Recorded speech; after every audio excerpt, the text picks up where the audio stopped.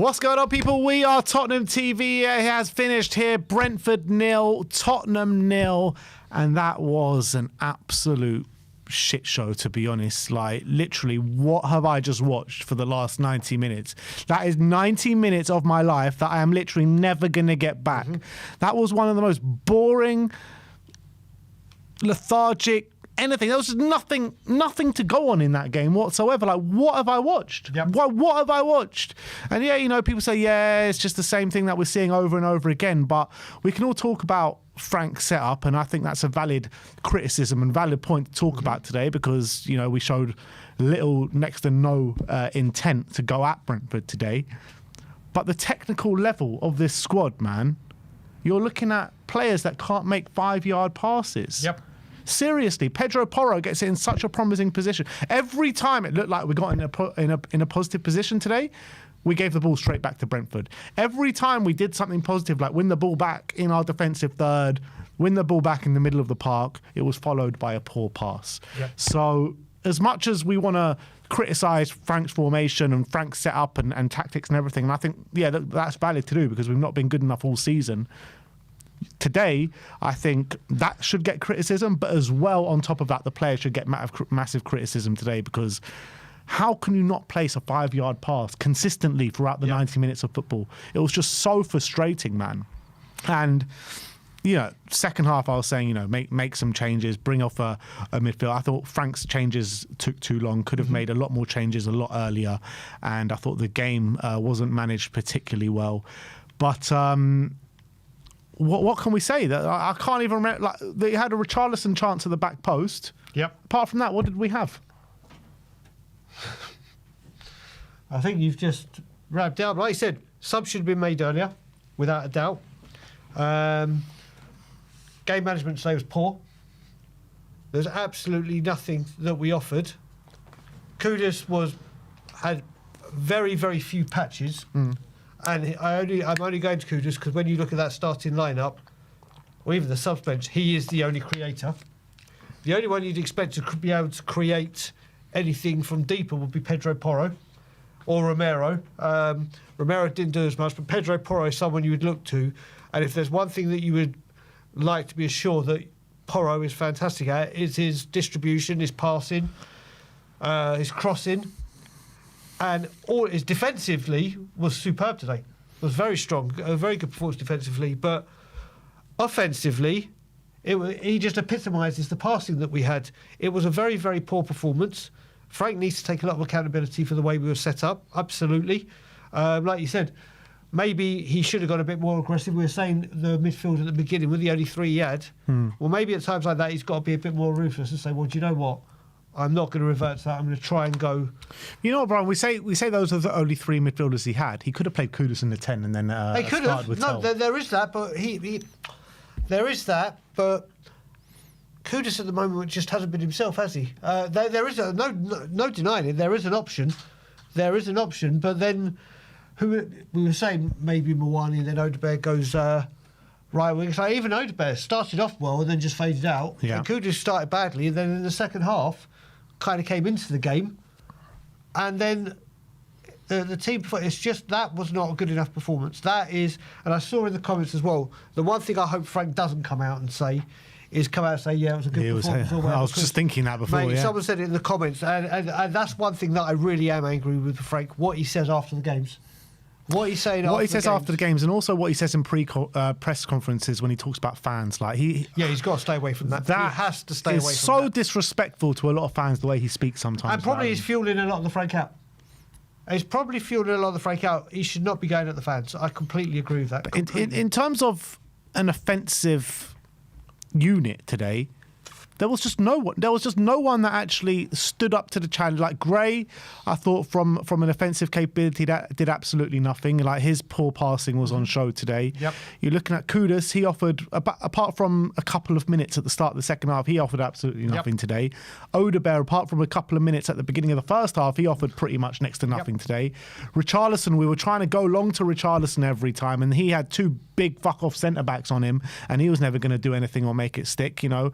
When he did make it stick, though, he couldn't pass it. Again, the passing But if anyone was going to score, it was probably going to come from him. You know, he was the one that had the chance at the back post and getting himself in good positions. But that Richarlison cross right at the end, man, that frustrated the life out of me. You got 30 seconds left. You got Tell running in at the back post, and all he does, he just basically passes it back to Kelleher. Yeah. And it's just like, what are we watching here? Like, seriously, I don't know what I'm watching here anymore. Like, this ain't football. That certainly wasn't football. That most certainly wasn't football. And we keep saying right now about the windows open, who do we bring in? We need a... I have kept changing my position that I think is most vital, and I've been sticking with we need a left-footed left-back for the balance. I still believe that, but I really do think right now, after seeing this game, it's a ball-playing midfielder. Someone that can get the midfield, dictate the flow of the game, and pass it about. I mean, if we don't have that, it's all well and good having the balance, but when we get up there, we're doing nothing with it. So I think right now, the number one, and it's changed. I mean, be interested people to see in the chat who is like the positional, which position they think is most important. And right now, it's got to be a Gallagher and Neves, a player of that ilk. That's why I keep saying Ruben Neves is absolutely perfect for us. 100%, you're right. That is got to be our main priority. A ball-playing midfielder, someone that can dictate the tempo of the game, someone that can pass it 5 yards. We're not asking for much. All we're asking is for a 5-yard pass successful. It's ridiculous, man. Like, seriously, I thought Romero looked rusty today. I thought he grew into the game towards the end of it. He was very lucky not to be sent off. What did you make out of the penalty shout, Archie Gray? Do you know what? We're going to have to see that again, because as we said, the angles they were showing us, the chat were saying clearly were heavily on it's a penalty side. From the first angle you saw, it looked like the Brentford player touched the ball, but from that one where they just showed loads of legs, where it's from behind them looking at the goal, I couldn't tell who did get the last touch. So it's hard for me to say without going back and watching it properly. I really don't want to go back and watch it properly because it means I have to watch something of that game. What do you reckon? Yeah, I'm still not sure. I think that it might have been harsh I don't know if he got the ball. Yeah. I don't know if he got the ball. Like you, I need to see it again. We only saw it flash up here a couple of times, but it didn't look like he got the ball. But it would have been harsh to go back to VAR because I don't think there was much in it, to be honest. So, look, I'll have to see it again and I'll reaffirm my stance on it tomorrow in the match review. But it's so hard to keep watching games like this week after week. I think this was from an attacking standpoint, this was one of the worst of the lot I think I've seen under Thomas Frank. Oh, definitely. Mate, there's no question. That was by far the worst. Mickey van der Ven, he was saving us a lot in that first half with his unbelievable defensive work rate. He's just everywhere. You're going to say he's probably our best player today, Mickey van der Ven? It's not even a question. Yeah. I mean, when we do the player ratings tomorrow, that's going to be an exciting one, isn't it? I think the match review is probably going to be about 2 minutes long, seriously. I think the player ratings, when we say they did this or didn't do this, it'll be... But what did they do? What did any player do today? Exactly. Like, at least Spence was trying to get the ball up the field and trying to attack. That's what I'm saying about players. They can't do things on their own. Like, every time Kudus gets the ball, he's got 2-3 men on him. Yep. And even when he hasn't... Sorry, mate, I keep cutting you off. No, it's fine. He's trying to take 3 players on. Yes, he's getting marked in that way, but he's not passing when he could do. He's just running into things. And over the last few weeks, he's just lost that desire to run at his man, hasn't he? And take him on. He's got incredible skill to get around people, and he's just not doing it. Mm-hmm. Look, big work ahead. Look, we know the January transfer window's open. We know Brennan Johnson's already gone. And by the way, Brennan Johnson would have come on in this game, and we needed him. We needed someone like Brennan Johnson to come on in this game. And this is what I was saying last week or a few days ago when the rumours first came out about Brennan. I was saying, you can't sell him unless you've got a replacement because we rely on him. I know he hasn't played that many games of football, but he came on in the Palace game only a few days ago, looked good out on that right-hand side, causing a threat. So why sell him unless you have another option to come in straight away and actually take part in the game? Because we're lacking in options now. We have 2 attacking players on the bench today. Yeah, but you look at it as well, Ben. Even if he had come on, we wouldn't have got the ball to the back post. We couldn't even deliver. We couldn't deliver anything. So it's all well and good having him on for someone to be at the back post. We can put a cross into save. We could have been playing for 180 minutes and we wouldn't have found a cross. Yeah. The passing was... Look, there's takeaways from this game, and obviously Frank will come under criticism again, and I believe for this game he does deserve criticism. and a lot of it. But what I will say is that passing today, you would not think that was a professional football team. Yeah. Being serious, you just wouldn't. They are internationals. Whether anything's going on, they know how to pass a football. And some of the passing was just schoolboy. Yeah, it really was. The passing schoolboy, the tactics of schoolboy. Yep, the fans are shouting boring Tottenham from the away section. Yep. It's not good. It's just a bad day all round and a great start to the new year, isn't it? Yep. It's just the only thing I can say with the new year is back-to-back clean sheets, and that's it. That's me clutching at straws. Back-to-back clean sheets. That's still not good. It's still not good enough to. We should have put in a performance today, but the team just weren't at it. And like I said, Frank's got his tactics wrong today. Yeah. Got the subs wrong today, or the timing of them. And now, just please, January, do something. Bring in some quality. And then we'll see. But now it puts even more pressure on us trying to get that win against Sunderland, doesn't it? Yeah, and look, Sunderland drew 0-0 with Man City just now. They know how to set up defensively, so I envisage a very similar game to what we saw today against Sunderland, who are going to come to Tottenham. They're going to sit in, they're going to frustrate. So it's going to be the onus is going to be on us to go and break them down. And at this moment in time, I don't really have faith in the team being able to do that, especially against a strong defence like Sunderland. Correct. There needs to be a drastic change in the approach to the game. Let's just say, well, basically, he's going to have to play the same sort of team, isn't he? Because obviously, creative-wise, Xavi's on the final game of his ban. Hopefully, because we're at home, he may not go Paulinho, Bentancur, Gray. Bergvall could be back, but hopefully, after a performance like that, he'll sacrifice one of them, and he'll give Tell or Mawani and have that extra attacking option there. Yeah, and it's just like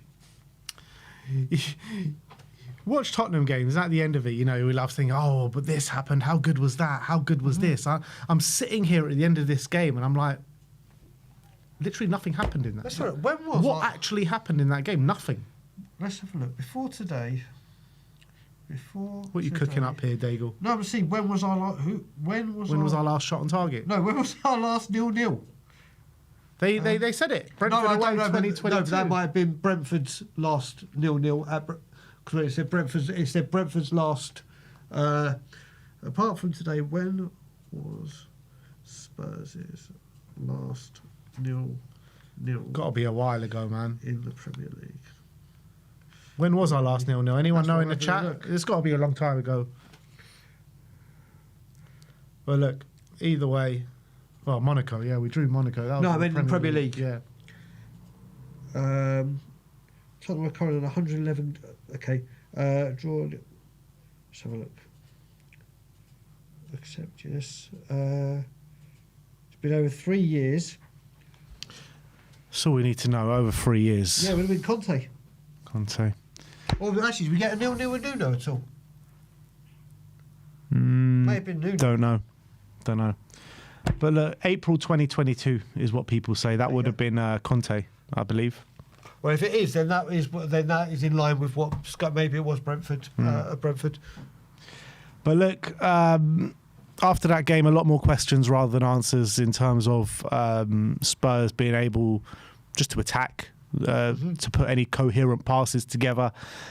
Question marks on the players, question marks on the manager, just questions everywhere, to be honest. And we need to see it change, and we need to see it change quick, because we've got a nice run of fixtures now where we can put some points on the board. Obviously, we weren't successful in doing that today, but you look at the next few games: Sunderland at home, Bournemouth away, who are on a bad run, West Ham at home, who are on a bad run, Burnley, I think we got after that as well, who are on a bad run. Yeah. So we have to start putting points on the board, because after this month is over and said and done, this is our opportunity. Because after this month, if we carry on dropping points, we got Arsenal, we got Man City, we got Man United, we got Newcastle, all in a row. Yep.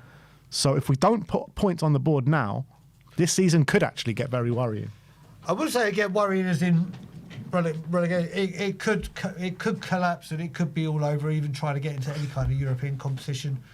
Spurs need to be at the races for the rest of the month for sure. Especially as well, you enter into that a tricky tie against Aston Villa next Saturday.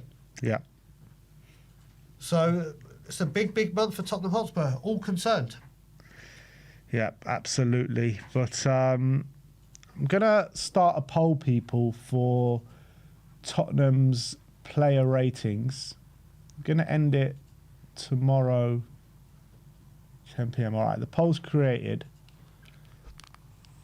So I'm going to put the link in the live chat now. And I'll keep putting it in throughout the course of the stream because the link to come on is currently pinned, so I can't pin it. But that's the link right there. If you want to click that link and fill in your player ratings, then an average of all your scores will be brought up on the player rating show tomorrow. So let me just put that in one more time for you guys. So just go in and put your player ratings and we'll be reacting to them tomorrow. But that is us for the instant match reaction. It's also worth noting that Man City have dropped points today as well, as they have drawn 0-0 with Sunderland. So happy New Year, everyone. Yep. What more can we say, man? It really isn't. What more can we say about that shit show? It really was genuinely really bad. And I'm excited to see what our first caller of the day has to say for himself. He goes by the name of Nate from CDO Spurs. So let's bring him on.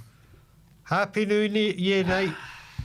Happy New Year, guys. I mean, I'm not happy right now, but Happy New Year, guys. Happy New Year, Nate, man. You know, everyone has their New Year's festivities. Spurs playing on New Year's Day. Get excited for it on the back of a win against Crystal Palace. What the hell happened out there today?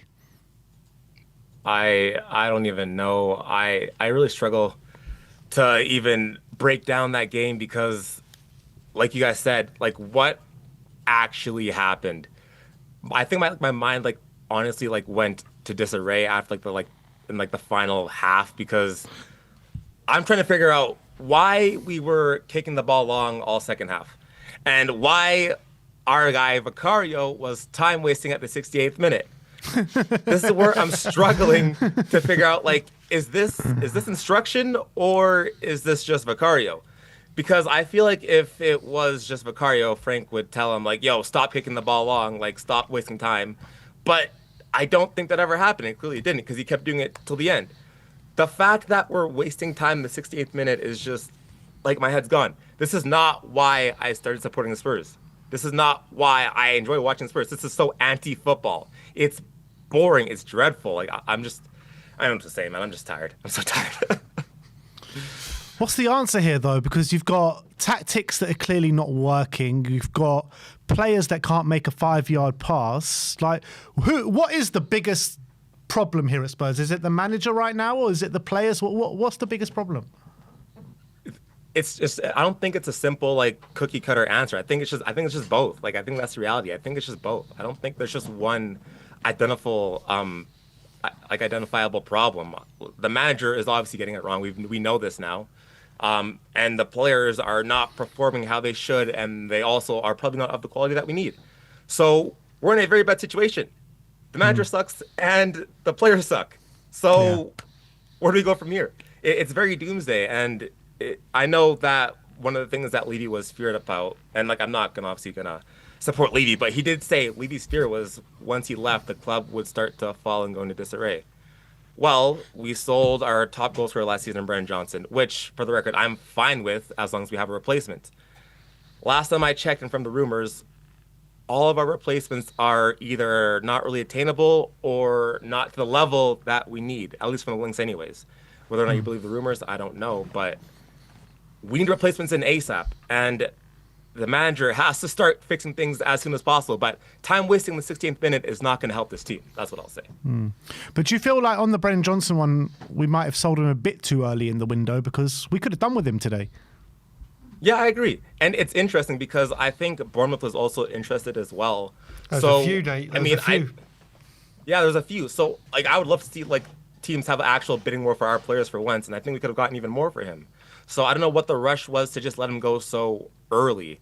I mean, like I said, it's one of those things where it's fair play to the club for taking the initiative to actually sell the player, because I know in the past that we've usually been we'd lack on these sort of things. But I think we did it way too early, and from the looks of it, we don't have a proper replacement lined up. So we've left ourselves very short in a time where there's going to be a lot of games and a lot of winnable fixtures as well. So if I'm going to be honest, I'm extremely worried about where this club is going. I'm extremely worried, if I'm being honest. Like, we're falling very, very far. Well, this is the thing. Right now, with everything being new, as in the ownership and what the plans are, this is why it's a massive January for the football club. We've got to see now. ENIC have got to come out. Whether they do or they don't, we'll find out at the end of the month. Performances like that, you should be able to see, right, we need a ball-playing midfielder, because, like we said, this has been a problem for games, that style of football, and we don't have a ball-playing central midfielder. The only one we do have is Basuma, and we know for obvious reasons he's not getting picked. He's not going to get back in the squad. He's at the AFCON anyway, and even if he was going to get even picked. if he was here, current time. But I mean, in previous games where we've been lacking that kind of player that could do it, it's got to be sorted. You can see it would be Paulinho when we saw remember that pass he put out for a throw-in. Benson Court was good today with the anticipation parts. Gray didn't offer a lot at all, but there's just no. But it's not even that though. Like, even players that you expect to make the pass, like Pedro Porro, in that 10 position, like, if you want any player in our first 11 to have that pass at that moment in the game, it's probably Pedro Porro, right? Why can't even he put a 5-yard pass together? That's what I don't understand. I was watching it and I was like, like, for a player in Pedro Porro that's known for being a really good passer, he's not really a good passer, is he? Like, let's be real. Like, it's been a long time now. Like, I'm low-key noticing Pedro Porro a little bit. I'm not gonna lie. It's been a while since he's been really good. Like, he's been pretty poor for a while now. He has like a good game here or there, but let's just keep it honest. I remember 2 years ago we were talking about Pedro Porro being one of the best right backs in the Premier League. Now he's far from that. When was the last time that we seen Pedro Porro score a banger? When was the last time that we seen Pedro Porro put in like a proper long pass on a consistent basis? It's been so long. Even defensively, we already know defensively he's suspect. Like, what is happening to our players in terms of their quality just diminishing? Even Romero looks so off it. Van de Ven can't pass the ball either. Van de Ven, simple passes, passing it short. Like, what is happening with our players? I'm so confused. I don't even know, man. No, what I will say with Porro is, I don't know when this has started, but you look at the Brentford home game, his passing was on point. He was brilliant. He was on it. But then today, when he's having a defensively good game, which he did, he can't pass. And when he's having a good passing game, he can't defend. It's like 6 of one and half a dozen of the other. And like Ben was saying, and like you were saying, he is the one player we see the kind of passes that he can create. You just got to look back at the Brentford game and what he did to Xavi Simons to set up Richie for the first goal. He's got passes in his locker that he can spray short, long, cross-field, everything. And today, he couldn't pass the ball 5 yards. Yeah, and it also doesn't help that we also play him every single game. Yeah. And that's why, like you said, like, we need to sign a fullback in January. Like, that needs to be like one of the first things that we do. But at the same time, though, whenever I watch him go out to Spain, he's putting in like 8 to 9 performances. So it doesn't make sense. There's something deeper that's going on here, and I don't think it's just one thing. I think it's a multitude of different things, but this squad needs proper backing. But even with that backing, there's still a lot of onus on the manager to do the right things. Do not play the Paulina Bentancur pivot. Put players in the positions that they can actually succeed. Change it up when you need to, and don't time waste in the 68th minute. It's Brentford away. Like, you don't need to do these type of things. I'm just like hooked on that. Like, that's just crazy to me. But Nate, do you think it's a case of the players lacking confidence in the system that they're playing right now, and that's what we're seeing on the pitch in terms of not being able to play those passes? But what is the system, though? Like what is Frank asking them to do? Like, exactly. You tell me, mate. Do they know what the system is? Like, I would say that there was a lot more demand in terms of Ange's system for what the players are being asked to do compared to Frank's system. Because Frank came in here to bring stability, keep things like simple, like not this crazy highline attacking football. And he was also brought here to improve players as well. He was known to get the best out of what he was given. So I don't see in terms of what Frank is asking the players to do, I don't see what is so demanding of the players. Like they're professional footballers, get paid millions of dollars. They should be able to pass the ball a couple yards, like they should be able to put together more than 5 passes in a row. But they aren't even able to do that. So like that part's on the players for sure. A couple of questionable decisions in the game. The Archie Gray penalty decision. Do you think that was a penalty? I don't even know. Like, I think from one angle it looks like they got the ball, but like I know you guys were saying something about the angles. Like I would have to see it back again. Like I think they got the ball. What I would say is that like on my initial thought, I thought it looked like a penalty, but then like watching it back, I just don't know. I think if you start calling things that are like on the line like that, I think it starts setting like a bad precedent. Yeah. And then it also looks bad because what Romero did before as well. Last time I checked with that one, Romero didn't even get anywhere near the ball in that one. So that one, I was like, that's more of a penalty to me, or not a penalty, but like a card of sorts to me. So I don't think Romero could have got sent off there. I think so. I think that one, if anything was going to be called, it was going to be that one. That one was, I was like, oh man, Romero. Like, that was bad. So. Yeah. All right, Nate. Always a pleasure to speak to you, my friend. Hopefully after 3 points on the weekend. But Happy New Year. I hope so. Nate, let me just ask you one final question, non-football related. Yeah. It's only 28 days till I come back home. How cold are we in Ontario right now? Ontario, I'm not sure. I know in Alberta, it's like +5. It was +5 yesterday. Okay. So it was actually pretty warm. So. All right. Still in the pluses, Daigle. Still in the pluses. I saw the other day in Toronto, the high was -10. And I was like, oh, Jesus. So yeah. I don't know why I keep thinking you're in Ontario. When I know you're not. No, other part of Canada. I know you're not. Other part of Canada. Big up, Nate. Thanks for coming on, mate. Speak to you soon, brother. Speak soon. A couple of super chats before our next guest. CDO Spurs, who was just on, Nate, says, I'd rather watch snow melt than Spurs at the moment. Well, it's 5 degrees. It won't be any snow. Delaford says, manager tactics affect player confidence. Those passes are a result of Frank's setup and tactics. Chris says, our players played like they've never seen each other before. We're going backwards. Conan says, we're so boring, even Dr. Tottenham fell asleep. And Adam Sharp says, I watched a game while eating granola with my 4-year-old son, Noah. Noah remarked, the granola is good, but the football is toilet. Expert analysis. That really was. Well done, Noah. Big up, Noah. Do you know what? That really, he summed it up better than us. Yeah, absolutely. And Solar Bears says, playing for a draw against a team like Brentford, who lost their best player and coaches, is the definition of cowardice. This man is no Spurs manager. We weren't playing for a draw. Well, why was Vicario wasting time on 60 Minutes? Don't ask me, but literally, Tottenham did not go there looking to get a draw. We played like we were playing for a draw. We played terribly. I'm not denying that, but we didn't go there to play not to lose. That's for damn sure. Well, let's see what Mr. Stellios has to say about the situation. Let's bring him on. Stel, how are we doing, my friend? Brother. Happy New Year, Ben. Happy New Year, Brian. Happy New Year to all the others that come on the show tonight and in the chat. I hope you had a good Xmas, New Year's, and 2026 is underway. Woo! And it started off with a banger, Stel. Start the year as you mean to go on, they say. Yeah, listen, bring on 2027. You've already had enough of 2026.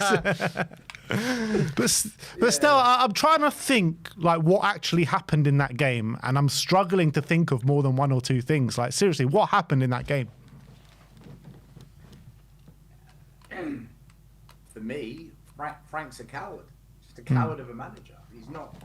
He's not Tottenham DNA.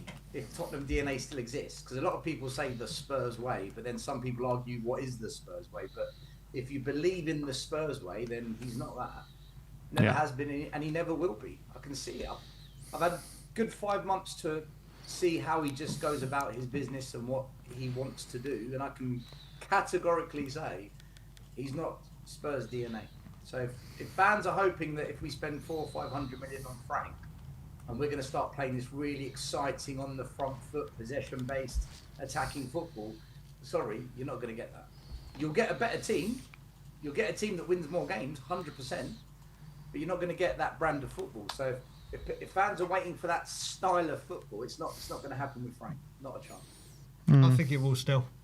No, it won't, Brian. Listen, mate. Time will tell. You could be right. I could be right.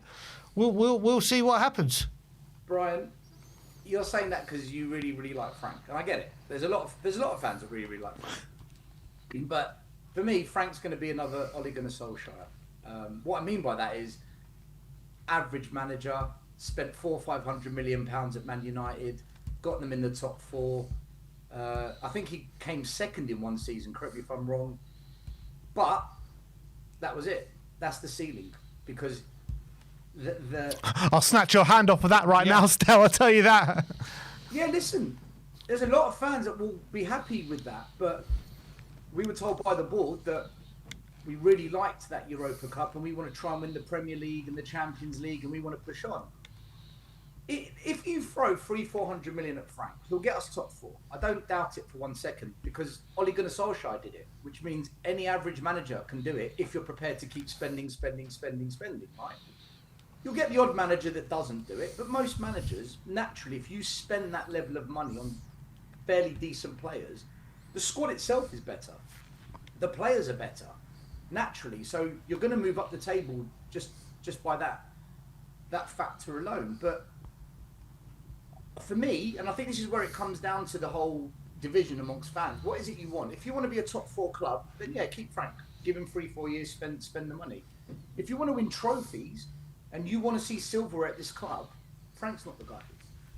I'm telling you, he's not that guy. So listen, I understand what you're saying, but I think with a trophy, I think he's got a chance of the next season, if he's still here, obviously, Carabao Cup. We'll see if we get past Villa in the FA Cup. We can easily get a cup. I'm not saying we will, but again, like we said, Stell, this has been a thing for years and years of this football club, and you and I are someone that has been very, very adamant and outspoken about our feelings towards it.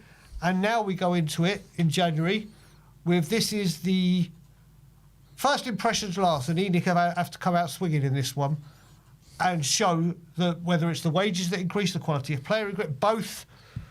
It's a big month for everyone associated with the football club, and that's what we got to see. Like I've been saying, but still, this time for Frank, we've got a new manager in. One second, Brian. Sorry, Stell, can you turn up your mic? Do you have anything? I'm just listening to you guys. Yeah, I know, but you will be talking. My mic's on full, guys. Oh, It's okay. on full. I'll bring it close to me. I'll bring the mic close to me. Is that better? Yeah, I think so. Like I said, we've come into the club where literally everything is new. Everything is new. So it's a big month for this football club. And that's why I keep saying on February the 1st, we'll have a clear indication of what the kind of process is or what the ambition is. It's their first chance to make a statement. And we'll see what happens. But like I've been saying, this whole game, that game was shocking.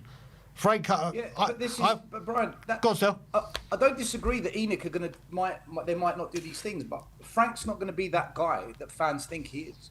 I've seen enough. I've watched for 5 months. You can tell within the first 3-4 months roughly what kind of manager you've got. Okay, now whether they're successful with it is different as to just observing 3-4 months, because better players make you better. The manager being at the club longer gives him a bit of stability and understanding the dynamics and the environment of the club. And just because you're seeing a style doesn't mean results match the style. I'm seeing nothing from Frank in terms of style, like nothing. I'll give you an example today. Go to a back three, push Porro, push Spence high up the pitch, make them a threat. Play Paulinho in the 6, protecting the back three. Play either Bentancur and Gray in the 8. Kudus, you tuck into the 10 because we don't have Xavi Simons. Play 2 up top, Richarlison Moani, Richarlison Tell, whoever you want. That is a more attacking way of going about the business. That is a more attacking way of saying, right, let's go and pose ourselves in this game. For weeks and weeks and weeks, I've heard fans say to me, but we can't do that because Dragusin's injured. And if he goes to a back three with Danzo and Danzo or Romero gets injured, then we've got no one on the bench. Well, you've got Dragusin and you've got Danzo and you've got Van de Ven and you've got Romero and you've got Ben Davies fit. There's no excuses. So he's choosing to play the back four, and he's doing it in a way where we're not a forward attacking team. I've just given an example of how you can be much more attacking with the players we've got. Now, whether it works is a different conversation, right? But the fact is, we're not even giving it a go. Today was shocking, man. And it's not the first time. I'm sitting there watching it, and I'm saying to myself, what the hell am I watching, man? This is awful. This is awful. And to simply say it's because of the players, that for me doesn't wash, because I can see another way of setting up this team that just makes us more attacking, right? We still might draw, we might even lose, but the intent to go there and just go for it, win the game of football, even with 30 minutes to go, 20 minutes to go, it's still 0-0. Go for it. No, we're just going to stick with the 4-3-3 that isn't working, and we'll take off one winger for another winger, and hopefully that works. And it didn't work. It got worse. So it's things like that, and I've seen that happen many, many times. Like Nottingham Forest away, we're 2-0 down, 30 minutes to go. One goal and the game changes. He brings on Ben Davies and Paulinho. Yeah, don't remind us. Don't remind us. We were there. This is the manager, Brian. This is the manager making those decisions. It's not Enix. That part I agree with you. I've even said what the formation you've just said about the get Porro Spence going forward. That's what I want to see. That is actually what I've been saying, and I was one of them still that said I don't think he's doing it because of Dragusin coming back. Well, now he is back. I would have loved to. I wholeheartedly agree with what you've just said. Wholeheartedly. If we were going away at Anfield, away at the Emirates, away at Stamford Bridge, away at St James's Park, I totally get it, because they're tough grounds. It's a hard, hostile place to go and play football. I get being pragmatic and not being over offensive. I understand it. It makes sense to me, because we probably will get ripped if we do it. We got ripped when we did do it. We're talking about Brentford, Ben. Yeah. A team that sold Mbuemo, sold Wisa. They've sold Ivan Toney. This is the same Brentford that Ange Postecoglou beat 3 times. When they had those top players, right? This isn't about Ange. I'm just mentioning it because most of those players are still here. And we beat Brentford home and away. We've gone to Brentford today. Like, I even thought against Crystal Palace we weren't that good. I thought we got lucky. I thought we honestly caught life against Crystal Palace. The last 15 minutes against Palace, they knackered because they had that midweek game against Arsenal, and it showed. Because we opened them up. Odegaard hit the post. We had a ball that went across the box. We should have scored. You know, Spurs could have won it by a few more goals in the last 10, 15 minutes when Palace got tired. But for most of the game, Palace were the better team. And today, that second half, I mean, I sat there and I thought, you can't string a pass together. And I've seen that so many times this year. And do you know why we can't pass very well? It's because we don't practice it. We're not a passing football team. Last season and the year before, our passing metrics, all metrics were better. They were significantly better. And it's because we were a passing, attacking team. Now, we weren't good. Players can't forget how to pass, though. Like, Ben, there's something called repetition of the practice. You've got to keep repeating things, because that's what practicing is. You know, I can give you an example that you can relate to. If you go to the gym, right, and you can bench press 100 kilograms, and then you don't go gym for 3-4 months, you ain't going to walk back in and bench press 100. You're probably going to have to start at 65, 70, get used to that. Right, now I can go back up to 8, and you build but it's up a bit different making a 5-yard pass. Like, seriously, a 5-yard pass, surely any professional footballer should be able to do that. And do remember, still, they are in training. These are, like you said, professional elite athletes that making 5-yard passes still. They should be able to do. Yes, the tactics may have been wrong and there wasn't movement or whatever, but there were some passes today that were so easy. Even like Ben mentioned, the Crystal Palace one last Sunday with the ball for Bergvall to Richarlison. They are passes that a professional footballer should be able to. You're going to have bad games, right, where the passing goes to pot, right? It's just you had a bad day at the office, it happens. But consistently throughout this season, our passing has been awful, just like the XG. The XG's horrendous. Why?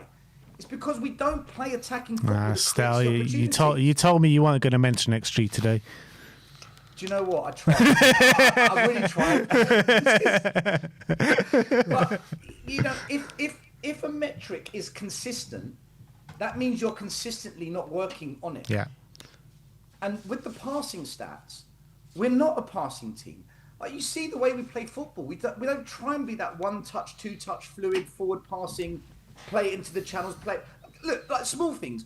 You play the ball to the fullback. The fullback plays into midfield. The fullback makes a run up the wing. The midfielder plays it back to the winger. An overlapping run. I saw today Coyote for Brentford and Sade for Brentford. They did it multiple times. Go back and watch, especially Coyote. Why did they keep doing it? Because they practice it. You can see that they do that in training because they were doing it the whole game. Still, that was a much better example. You example. rarely see it. You rarely see our players do it because I'm telling you guys, we're not practicing that enough. Just like last season, defensively, we were awful. We were so bad at defending last season. Why? We just didn't practice it enough. Ange didn't teach or coach defending hardly at all, maybe 30% of the coaching session at most. Whereas this year, you can see Frank, he's definitely coaching defending because from set pieces, from attacks, we look a lot more solid. So you can see it's being coached. I can see it. But when it comes to passing the ball, keeping the ball, flowing football, it's not coached, guys. That's why the passing's crap, because that bit's not being coached. Still, I have to say, I love that you did your gym explanation to try and explain our lack of passing, and then just gave the perfect analogy with the Brentford players.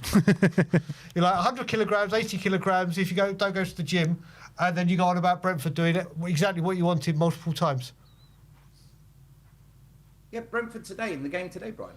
Yeah, I know. That's the example you should have done rather than the gym. All right, okay. All right, sorry, yeah, I get you now. Stel, answer me this. You know, I think a lot of Spurs fans are very worried about what the rest of this season looks like. Tactics, obviously non-existent right now. Would you get rid of the manager right here, right now, today? No, because for me, you're not going to attract a manager that's going to be the long-term solution, which is what we need. We need a long-term solution. You're not going to trap that guy now. Well, Maresca's been sacked today. Would you take Maresca? No, he's not the long-term solution for Spurs. You wouldn't take him? No, I wouldn't, no. I personally, and I think this comes down to personal preference, each fan to their own. I'm not here to tell anyone what you should think, but for me, I love winners, Ben. I love winners because you can't teach a winner how to win. You can't teach that DNA. It's in your fabric as a human being. And what winner would come to Spurs though? Now, which winner? Who? Well, there's no reason why we can't go and get an out of contract Glasner in the summer, for example. Why can't we go and get Glasner? But the thing is with Glasner, a lot of Spurs fans have problems with not playing front foot football, being able to break down low blocks. Glasner will have those exact problems at Tottenham Hotspur. What we need, Ben, is a manager that's a winner that we're going to back over 4 or 5 years. For example, and I go back to this, sacking Conte was an absolute sin. Correct. And the fans who turned against him, instead of turning against Levy, because I won't forget that, it was a choice. Conte or Levy, which one are you going to go after? And our fans went after Conte. I can't believe it, man. And now look at us. Look at us now. From fourth and a Harry Kane that wanted to be at the club to a club that hasn't got one decent striker, and we're nowhere near fourth. That's the consequences of fans turning against Conte. Don't get me wrong, he wanted out as well, but I think that's partly because we turned on him. But I want a winner, Ben, because if I look at Spurs in the last 40 years, we've won the FA Cup in 91, we won the League Cup in 99, we won the League Cup in 2008, and we won the Europa Cup in 2005. 25. Sorry, Brian? 2025. Sorry, yeah, 2025. All those managers, they were all winners before they came to Spurs. Terry Venables at Barcelona, George Graham at Arsenal, Juan de Ramos at Seville, Ange Postecoglou at Celtic and Asia. They'd all won before they came to Spurs. So I'm not surprised they won something at Spurs. It was in their DNA. And I think if we backed Conte, we properly backed him, he would have won us the league eventually.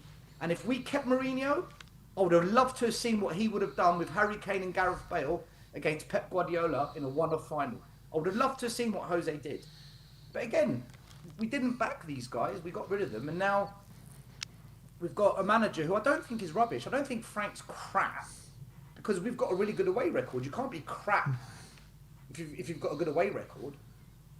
But he's not the guy that I think fans want. And I don't think he's the guy that's going to take us to where we want. I know, in my heart, I know he's not going to be the guy that's going to give me what I want. I want that free-flowing, attacking football. Well, Glasner won't give that to you either. Who? Glasner won't give that to you either. Do you know what, Ben?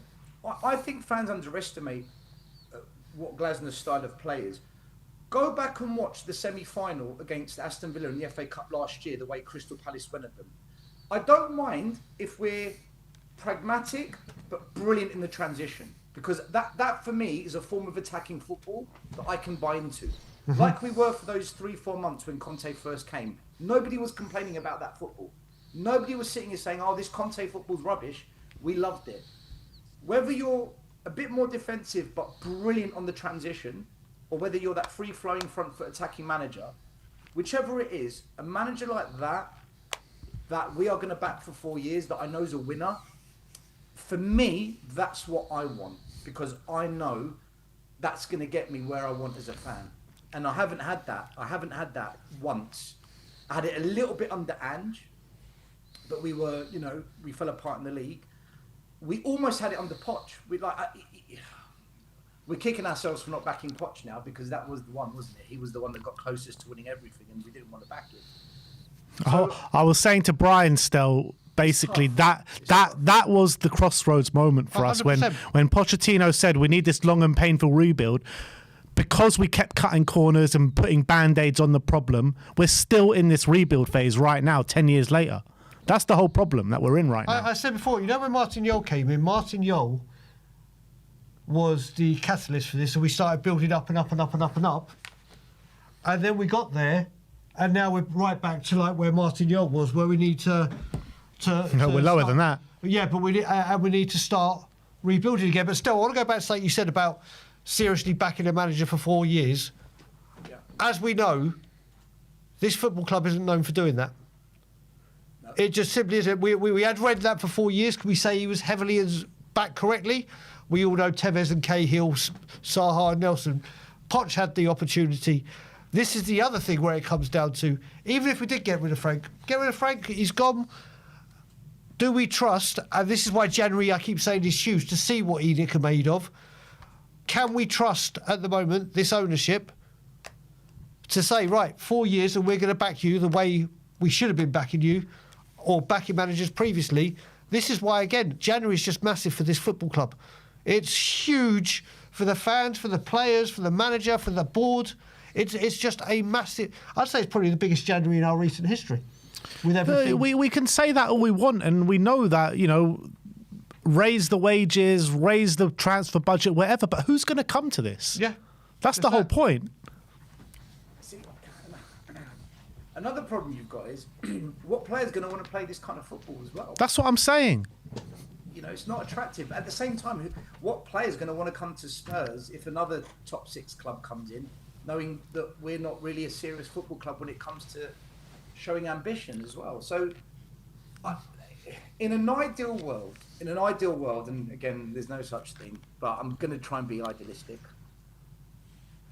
I don't know why, but I'm going to do it. You back Frank in January, in the hope that we finish in a European place, because this club has to be in Europe. I don't buy this crap when fans say, "Oh, being out of Europe will do us the world of good." No, it won't, because then you lose Mickey van der Ven. You lose your best players. You've got to stay in Europe to attract good players, to keep your best players, and to keep your club at that top table. So you back Frank in the hope that he can finish in a European place. And then in the summer, you've just got to make a massive decision. Do you want to be a trophy-winning football club? If the answer is yes, then you've got to bring in a manager that's got pedigree and let him have the rebuild. Or if it's, look, we just want to get back to top 4, and what I hear some fans say, just stabilise the club, whatever that means, just stabilise the club, then keep Frank, spend 400 million, eventually he'll get us top 4 with stable, and then you kick on from there. But it comes down to what fans want, what the club wants, and I think we're all in different places, because for me, I want silverware, and I want to see a manager that does it in a style that I can get on board with. But having said that, big contradiction now. If we win 1-0 every week playing stinky football and we win the Premier League, I'll take it. Exactly. I don't think it's possible though. I don't think that's possible. No, it's not. But it's just so hard to watch at the moment, and I can take it. I'm with you, so I can take it if we're winning. I can take this football if we're winning. But if we're losing and drawing, and the results that we're getting, it's what are we here for? Like, it's just, I get excited every time Spurs play, and then when the game starts, I'm like, why the hell did I get so excited all week to watch the game? You know what, Ben? There are definitely players at this club that shouldn't be at this club, right? They're simply not good football players, and they're wearing the Spurs shirt, and it's killing us. Well, Brennan Johnson's gone now. Well, we better bring in someone that can replace those goals. Because otherwise, you saw what happened today. We made 2 or 3 attacking subs, no output. So I hope we bring in someone that can score some goals. People are saying, get Savinho. Well, he went off injured today against Man City. So was he injured, did he? He went off injured? With the muscle injury, yeah. Wow. So, your daily Savinho saved. and Savinho is their output. Because as much as we need someone that can play wide, we need goals. This team is screaming for an attacker that can score goals. There's no point bringing in wingers that can dribble and pass and create. That's great. We need wide players that can do that and score.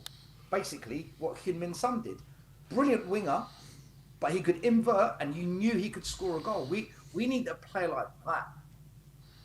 And Semenyo, the one that's probably going to Manchester City, was the perfect player, because I think he's the 2nd or 3rd highest goal scorer in the league at the moment. Yeah. That's the kind of wide player you want. A brilliant winger that can also score goals. And I don't know if Savinho is that. He was that at Girona, but he hasn't been that in the Premier League. So I'm 50-50 with him. But whatever we do, guys, there are players at this club that are seriously underperforming. And for me, it's because of the way we play.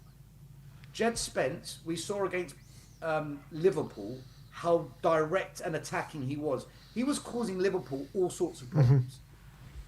That's the Jed Spence that used to play for Nottingham Forest. That's how he was at Nottingham Forest. So the player is there. An attacking wing back is there. Pedro Porro is much better than what we're seeing. And I think the way the wing backs at this club have been coached, both under Ange, inverted, and now under Frank, this pragmatic nonsense, it's killing the fullbacks at this club. Imagine we had Pochettino or Conte with these wing backs. We'd be fireman on the flanks. We'd be much better. But this is why I do question Frank, and rightly so. One last thing, guys, because I know there's loads of people that want to wait, and I don't want to take up everyone's time. 100% it was a foul on Archie Gray. How the hell we never got a penalty is beyond me. But I also think that ball that went through, that Romero stumbled on and then somehow got it back, I thought that was a handball as well, if I'm honest with you. So I thought they probably cancel each other out a little bit. Agree. Well, Stel, don't worry, because Thomas Frank has said today in his post-match press conference that you could see Dominic Solanke by the end of the month. So, yeah, okay. Mate, the guy's allergic to grass. I'm telling you. He gets back onto the training gets back onto the grass, and then he gets a set. I think there's something just funny with the North London grass, though. It's just the grass in North London. But Stel, thanks for coming on today, mate. Speak to you later, bro. Yeah, Happy New Year, guys. Have a good one. Happy New Year to you, mate. Bye. Super chat here from Majid saying, I fully agree with Stellios. He was making some very good points, to be honest.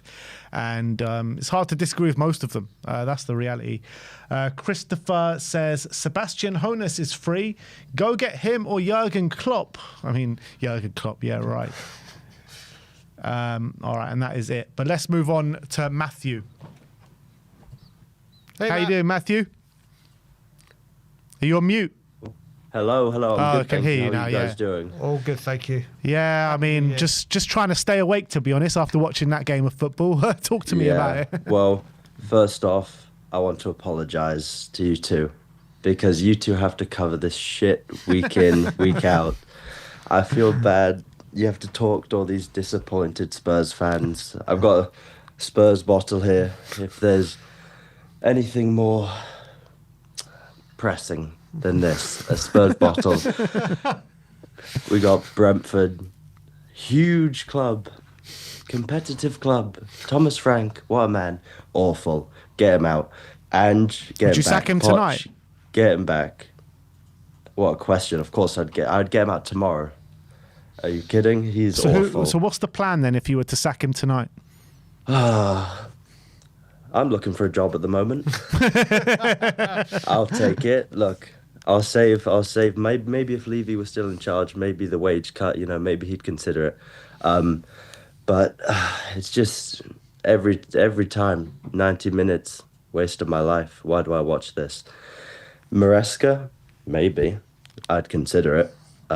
Anything has to be better than this. I mean, what really? You watch it. What am I watching? Like, you guys have to make hours and hours of content on what? Like, how do you get anything?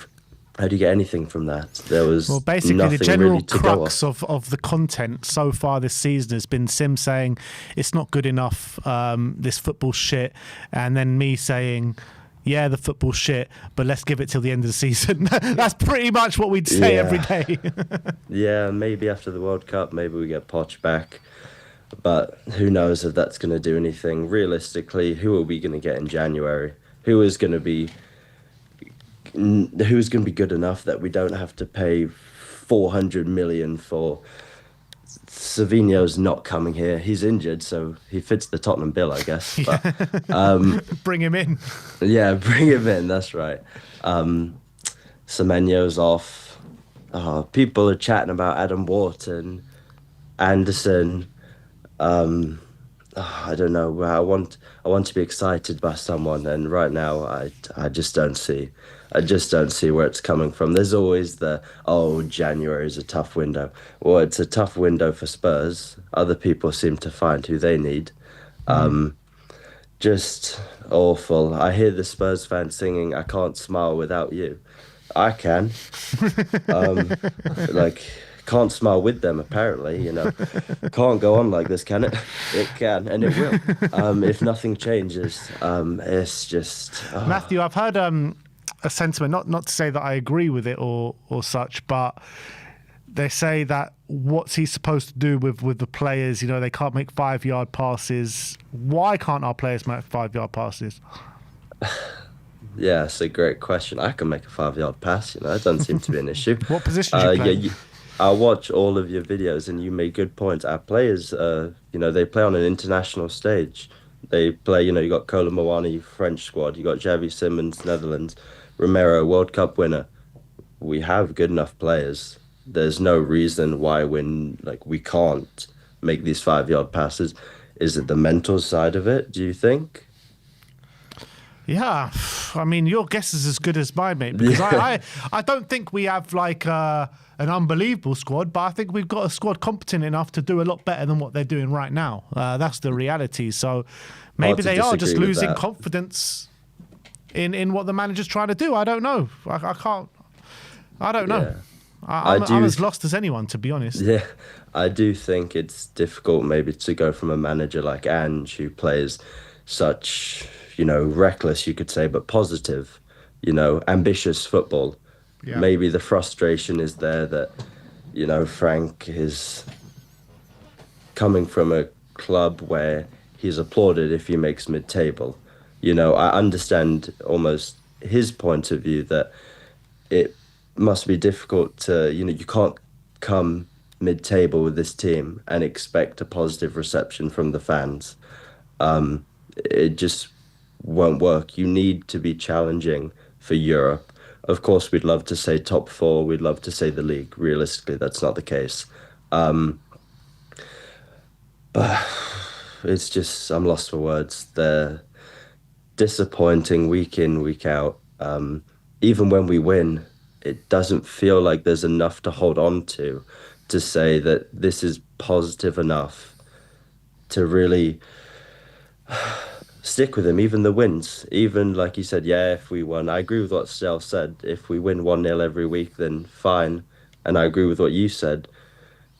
It's just frustrating, and the wins are not going to continue consistently playing like this. And I don't know if we need a massive signing, or because let's be real, is a Rodrigo or is a Savinho going to change the fact that you're right, we still can't make a 5-yard pass, we still are kicking the ball out, Vicario still is useless, he is awful, he is shambolic, and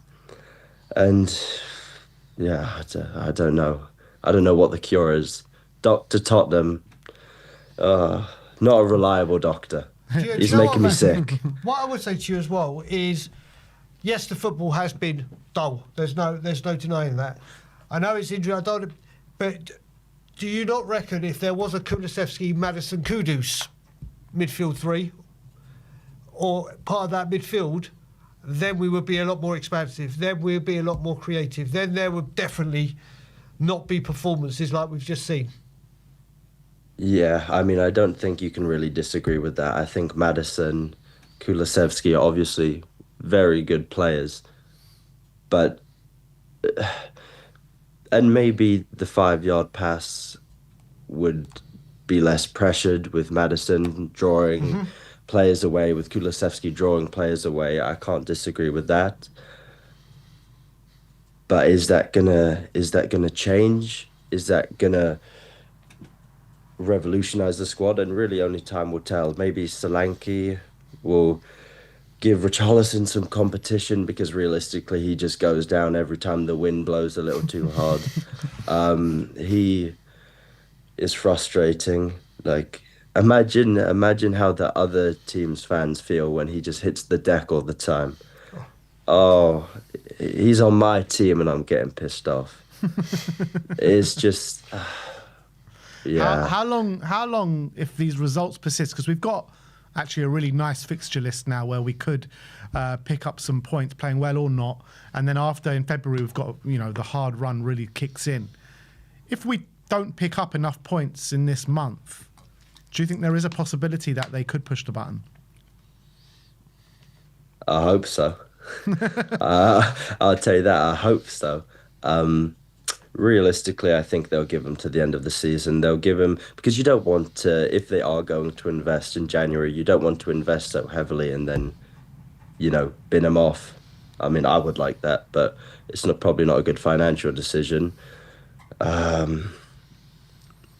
What are we looking at? Why are we keeping him, I think, is what you need to say. And Brian, please don't attack me. I know you love him. I know he's your best friend. My hands are up. Please don't attack me. The thing is, I've got absolutely no problem with people that disagree with me. Absolutely no problem. It's the manner that the people... Listen, I completely get it. I completely get people being against him. Yeah. That is your prerogative to have what you want.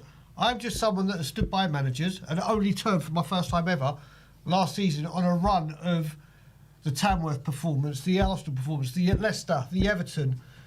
That's it. And like I said, it was hard for me to turn at that time because I had never turned on a manager.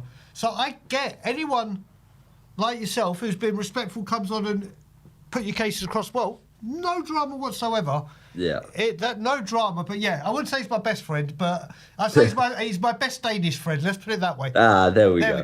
There we go. And I do want to bring up something, Brian, that you made clear the other day on a call. I think it's important that we talk about, if we're gonna, slander people, we slander their footballing ability. We don't slander them as people. I think even though, they're awful at football sometimes, I think it's important that even though they're on, millions a year, I think it's important that we still respect them as people. We respect, like their families. Even some fans take it a little too far. Same with you boys on We Are Tottenham TV. No matter what, you know, can't say I agree with everything, all of you say, like all fans, but I think it's important we all remain respectful of different people's views. We live in a democratic world, fortunately enough. So I think it's important that we keep respect, we keep our morals, and we keep drawing 0-0 against Brentford, I guess. You had to ruin it with that last bit, didn't you? Yeah. No, well said, Matthew, and thank you for coming on Top today, call. my friend. Also, top have a call. great new year and all the best in 2026. We're gonna win the league in 2027. Come on, you boys. Which league is that? The Championship? paint dry league. Yeah, I guess so. Well, in maybe 2028 we'll win League One. Big Yeah. up to Matthew. Thank you for All coming right, big on up, today. boys. Cheers, All Matthew. right, take care. Have a good night. Bye, You mate. too, mate. Top Happy call. New Year to you. Yeah, very good call. Top call. I enjoyed that one. A few more comments from Thomas Frank coming out the press conference. He says, it's not that we don't want to play offensive or attacking football. I just think when we're not, how can you say, on top of the game, we would like to be. We work very, very hard on that. But but while you work hard on that, you can't, if you struggle scoring goals, let's say that, or create enough chances, you can't open up too much because then you need to score too many goals. So it's a fine balance. Well, I will say, me, head of the Frank Cheerleader Society, that is total utter bollocks. Bollocks. And he's also commenting on, because apparently the Tottenham fans booed him at the end of the game. And he says, yeah, I think they seem like they weren't too satisfied, and it's fair when you don't hit that top performance overall. But I think it's double-sided, because I think when we need to understand is the acknowledgement of the defensive side of the game, which we've done excellent today against a team that just scored 3 against Liverpool, 3 against Man United, and so on and so on. But of course, the offensive part needs to be better. There's no two ways about that. That I agree with. The first one is total utter bollocks. Yeah. He's saying the fans should acknowledge the defensive side of the game and appreciate it. Well, look, the way I say that we should look at that and say, okay, is because we have become a little bit harder to beat. You can see, like Stell said on the call before, where he was saying about the passing and Ange did the passing for going forward. Have we become a little bit harder to beat? Well, you look at games like that, last season we would have lost them. Seasons before, we would have lost them. Yeah, but you know, if King Lewis Potter doesn't air shot, then we probably do lose that's the game. if buts and maybes. Yeah. But like I said, the first part is, I'm not saying, listen, Spurs fans shouldn't be going home right now or watching it wherever they did around the world going, top defensive performance today, I'm happy with that, because that's not what the game's about. But defensively, we held our shape, held on earth. Brentford had, not again, like Palace, not many clear cut, apart from that header that Vicario saved, but no one goes away from a game of football saying, oh, what a super, unless you're like completely under the cosh. Like, what a superb defensive display. So we have been doing the hard things better in certain things, but the first comment that he said was absolute nonsense. Yeah. The problem with Thomas Frank is he says a lot of nonsense in press conferences. Yeah, doesn't Joe, he? he Doesn't do himself many favours, does he? no, that's the thing. He hasn't been. He really hasn't been. All right, let's get David on. Hey, David. Hello, how are you guys doing? All good yourself? I'm doing good, thank you. Yeah, not so much after this 0-0 draw. Hard one It to wasn't watch, that, good. wasn't it? It was very hard to watch at 4 a.m. for sure, yeah. 4 a.m, bloody hell. The snooze fest. It's total Yeah, I'm snooze surprised fest. you're still awake, David. How are you still awake? How do you stay awake through that? I drink 3 cans of Coke, get the caffeine, get the caffeine through my blood. Full sugar Coke, I bet. Yeah, exactly. And crisps. Can't forget the crisps. But talk to me about your thoughts on the state of affairs after that game today. There's not much to say. You're right about that. I really don't know what happened. Nothing happened. I tell Yeah, you that. exactly. Nothing happened. And I do really think I was watching lunchtime football from our side. That's the type of football that Spurs are playing right now. It was get the ball, boot it up the pitch, and hope. Yeah. Pray to some kind of football god that it lands right next to Charleston's feet, and he puts a through ball to Kudus and he scores. That's the type of football we were playing today. Yeah. It was horrible. Yeah. I mean, what does he need to do to improve things, Thomas Frank? I don't know. I've watched most games this season, and I've hardly seen any improvements. The only improvement I've seen is we are good defensively and we're hard to break down. But there comes a time when I need to look past that. I can't always just fall back and say, "Oh, look, but we were defensively and our shape was good." There has to come a time where we start criticizing other areas and other aspects of Thomas Frank's game, especially in the final third, where we are not lethal at all. We can't even score a goal against Brentford away, where I think we should have done better attackingly. Is it a point where you're just looking at Thomas Frank, or are you looking at the players as well? Is there a mixture of both? I think it's a mixture of both. So with this game, I think half the blame should go to the players, half the blame should go to Thomas Frank. It did look like his tactic was to go to Brentford and to get a draw. But then also the players. I'm sorry, but some of the players, they looked quite lackluster, and the passing was horrendous. The passing was outrageous. But as well, I did see some of the players that they didn't look motivated. They didn't look motivated to play for Thomas Frank. And that's the major thing which I noticed in this game today, where some of the players, like with Charlton, towards the end of the first half, I could see that he wasn't bothered to track back or press the goalkeeper or try to win the ball. I kind of saw that today, that the players were kind of losing faith. And that's kind of what I saw. Do you think that's a new thing, or has that been going on for a number of weeks? I think that's this is the first time I've really seen it in the players, where I've seen at some stages some of the players kind of they look lost. They don't know what to do.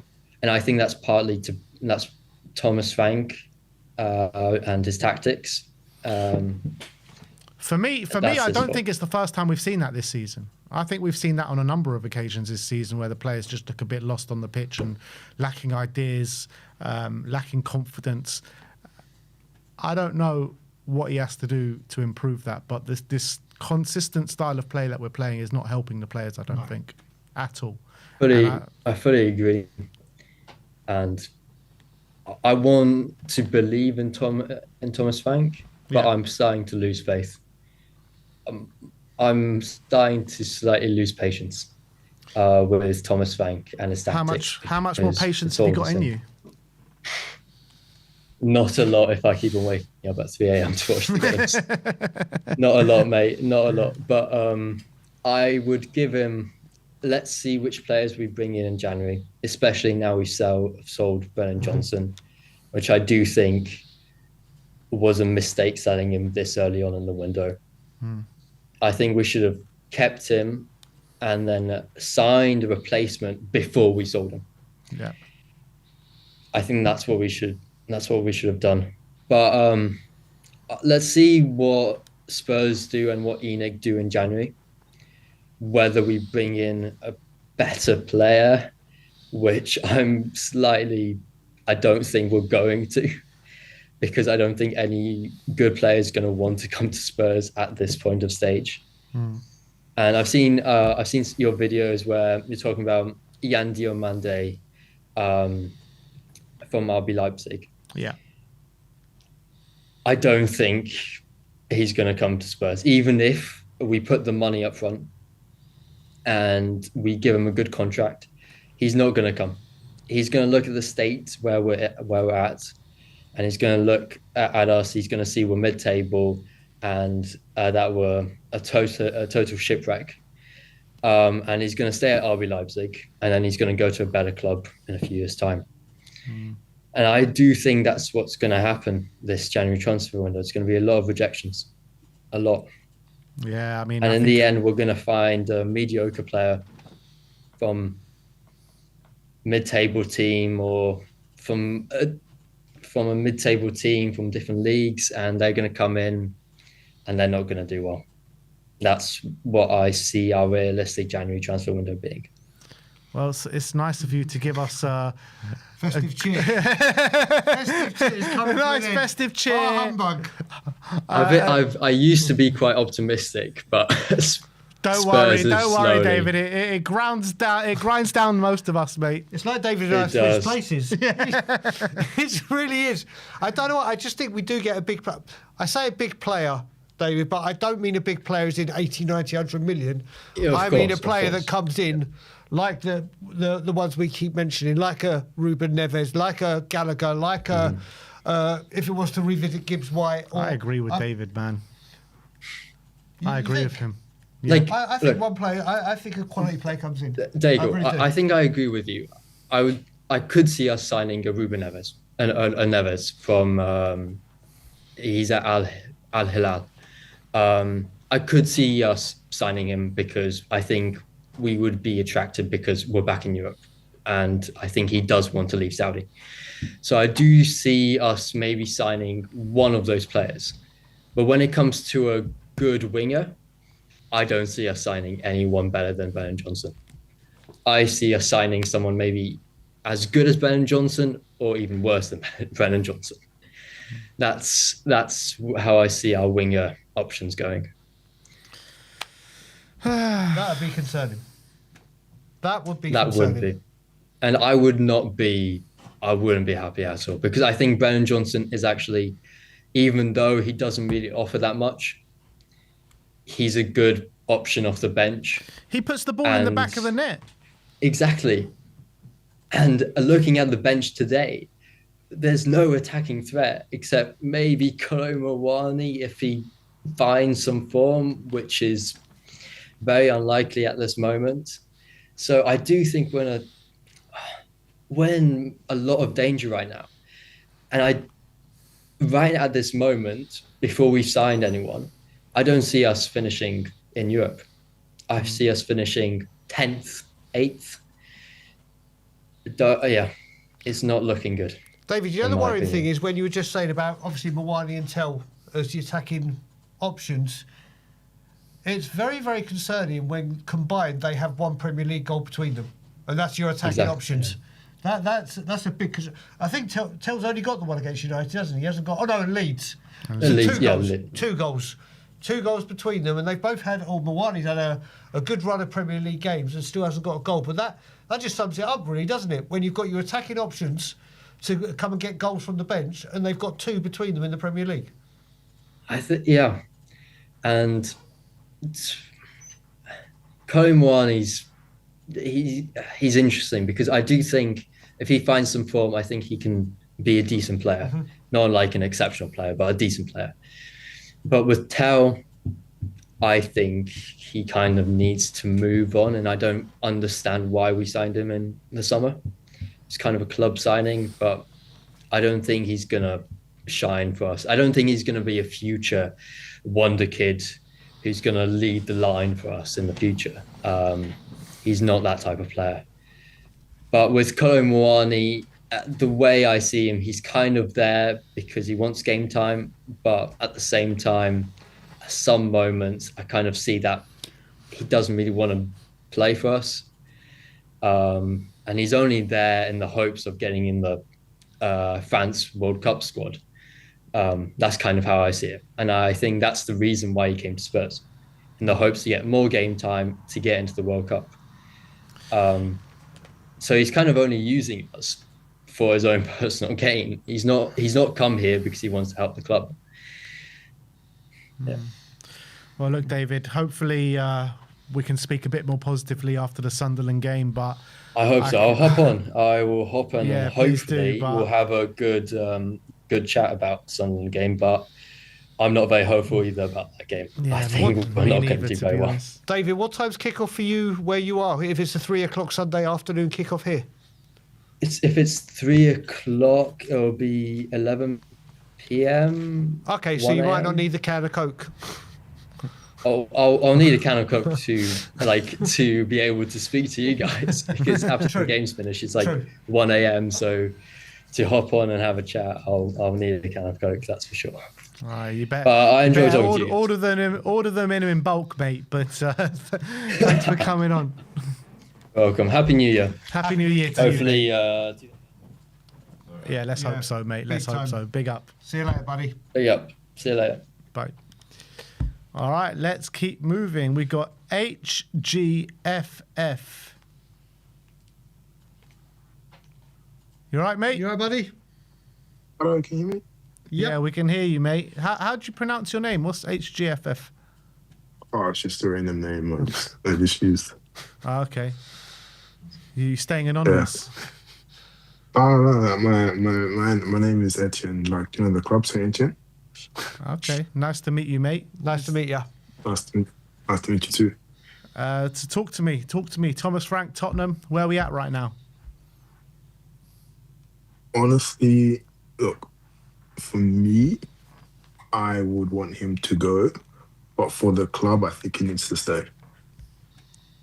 Like, if we keep on getting rid of managers, no manager is going to want to come to the club, and no player is going to see that and be like, I want to go to that club, Like, it's like a cycle. It's just a rinse and repeat cycle. Like, oh no, Ange wasn't good. We get Thomas Frank in. 6 months later, or 6 months to a year later, Frank goes, what? Like you were saying, like you wanted Glasner. Why would Glasner then look at Palace and go, oh, my job at Palace is secure at the moment. Why would I leave Palace a secure job to go to Spurs, where I could then be offloaded in 6 months potentially if things don't go my way? Like, it just doesn't seem like a sustainable way of going about it. But isn't that the same with any manager at any club? I mean, if results don't go their way, they ultimately end up getting sacked. But managers, obviously, they got to where they are because of their ability and their confidence. And if they believe in themselves and they're confident in themselves, would they not put their hat in the ring for the job? Yeah, look, I get that, but it's also like any manager would want, like, especially with like the big project that's like the rebuild that this is, any manager, like Frank keeps saying, it's a huge rebuild. Any manager is going to want the time to actually have that process, like Forest, like I don't want to talk about Ange too much, but like Forest with Ange, that is like, like shifting their play style to Ange's play style was going to take a longer time than Ange was obviously given. If a manager sees the same thing with Spurs, he's not really going to want to be like, oh yeah, let me go try implement my play style there. And then if the players, if the players kick about, the players are not performing or whatever, I may lose my job because the players are at fault, Like, it's just not, like I said, it's just not a sustainable way of going about it, because like, even if we, like, for me, I don't like the football we're playing. I just think it's boring. I just think players don't know what they're doing. We, like, all of today in multiple games, we can't make 5-yard passes. Even in like free kick scenarios, I don't know when we started doing this, but like the short free kicks and then just losing the ball. But like a lot of the time, it's just like we can't keep like blaming the manager. A lot of the time, for me personally, what really needs to change is like I know it's unlikely, but it's like the ownership and like the board's philosophy and how they go about things. Well, that's what's hopefully going to change now with Daniel Levy gone and new people. Well, still Enoch, but Enoch 2.0 as they're dubbing it, with the Lewis kids and everything like that. Do you feel like if that changes, Thomas Frank. How long do you give Thomas Frank then? Because you're saying we don't want to chop and change managers too often, but even by the end of the season, is that too soon? Honestly, I feel like the end of the season, if it's still shit, I feel like it's fair. But I honestly give him like a season. Like to me, I'd honestly give him like a season and a half to really like iron out, and then. And I know it's a lot of money spent for the board, but like for me, it's like to really iron out. Because for me, I kind of feel like Frank was stitched up here. Like I know, like he wanted to come and everything like that, but like the way Frank came in this club, like number one, half of the players were still attached to Ange. So coming in the club, it's going like the players are upset and like they're going to like kind of want to be rebellious for Ange, that type of situation. The fans were on Ange, like let's just say 60 to like 40 or like either one, whichever. But the fans, like a lot of the fans were on Ange's side, so he kind of had to come in and be a miracle worker and just win like a bunch of his games, you know, to kind of like have the fans and players at rest. But obviously that hasn't happened, so it's just like once that doesn't happen, your back's up against the wall instantly, like you know. And obviously, like the play style and his comments in press conferences don't help him out. But like he needs more time to kind of like iron out to see what we really get from him. We can't just like, oh, 6 months he's been crap. We got to get rid of him, you know, because like Brian was saying, we don't know what the best of Frank is. We need to give him that time. Yeah, I have agreed with a lot of the stuff you said, and you just look at it now. People say get him out. Another manager comes in. It's the same thing. Like you said, we've said that we want stability at this football club. We want a manager to come in and give in his project. You look at managers that have been given time and backing seem to get the best out of their squad. You just look at it and you. This is what happens with football. We cannot be a club. We're talking about sacking him. How many managers are we still paying off from their sacking fee? We're still paying managers off.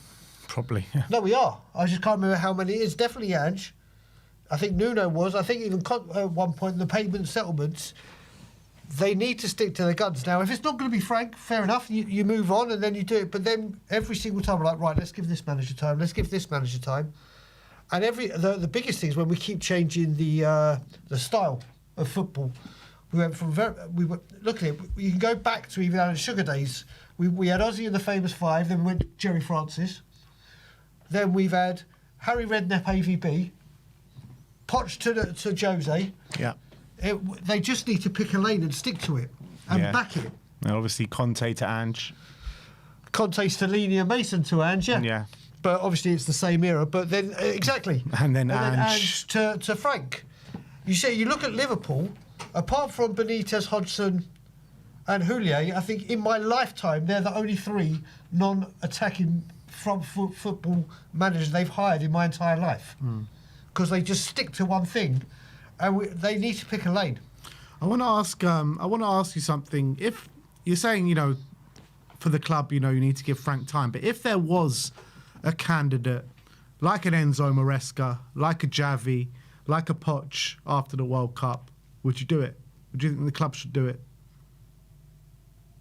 It would have to be the right manager for the club. For example, like obviously, like I said, I don't want to talk too much about Ange, but like Ange really had that connection with the fans. It would have to be somebody who could come in and instantly like have that connection with the fans and like have that positive football. Because I don't like for like a Maresca, I don't think we sack him for Maresca, because Maresca is like, I feel like Maresca would do a better job than him, but I don't feel like Maresca would be a long-term solution like than him. Even with like a Javi Hernandez, I don't feel like Javi personally has proved himself enough to come in and be like, hey, we've just sacked this Premier League proven club for a kind of experimental manager. I don't feel like he's had his skin in the game as a manager long enough for us to be like, we're sacking this guy for him. But like you said, if the perfect manager does come along, I feel like then after Jan, after you know towards the end of the season, you do it's like kind of look in and go, hey, are we actually going to keep this guy for long term, or have we kind of seen the best of what he can offer?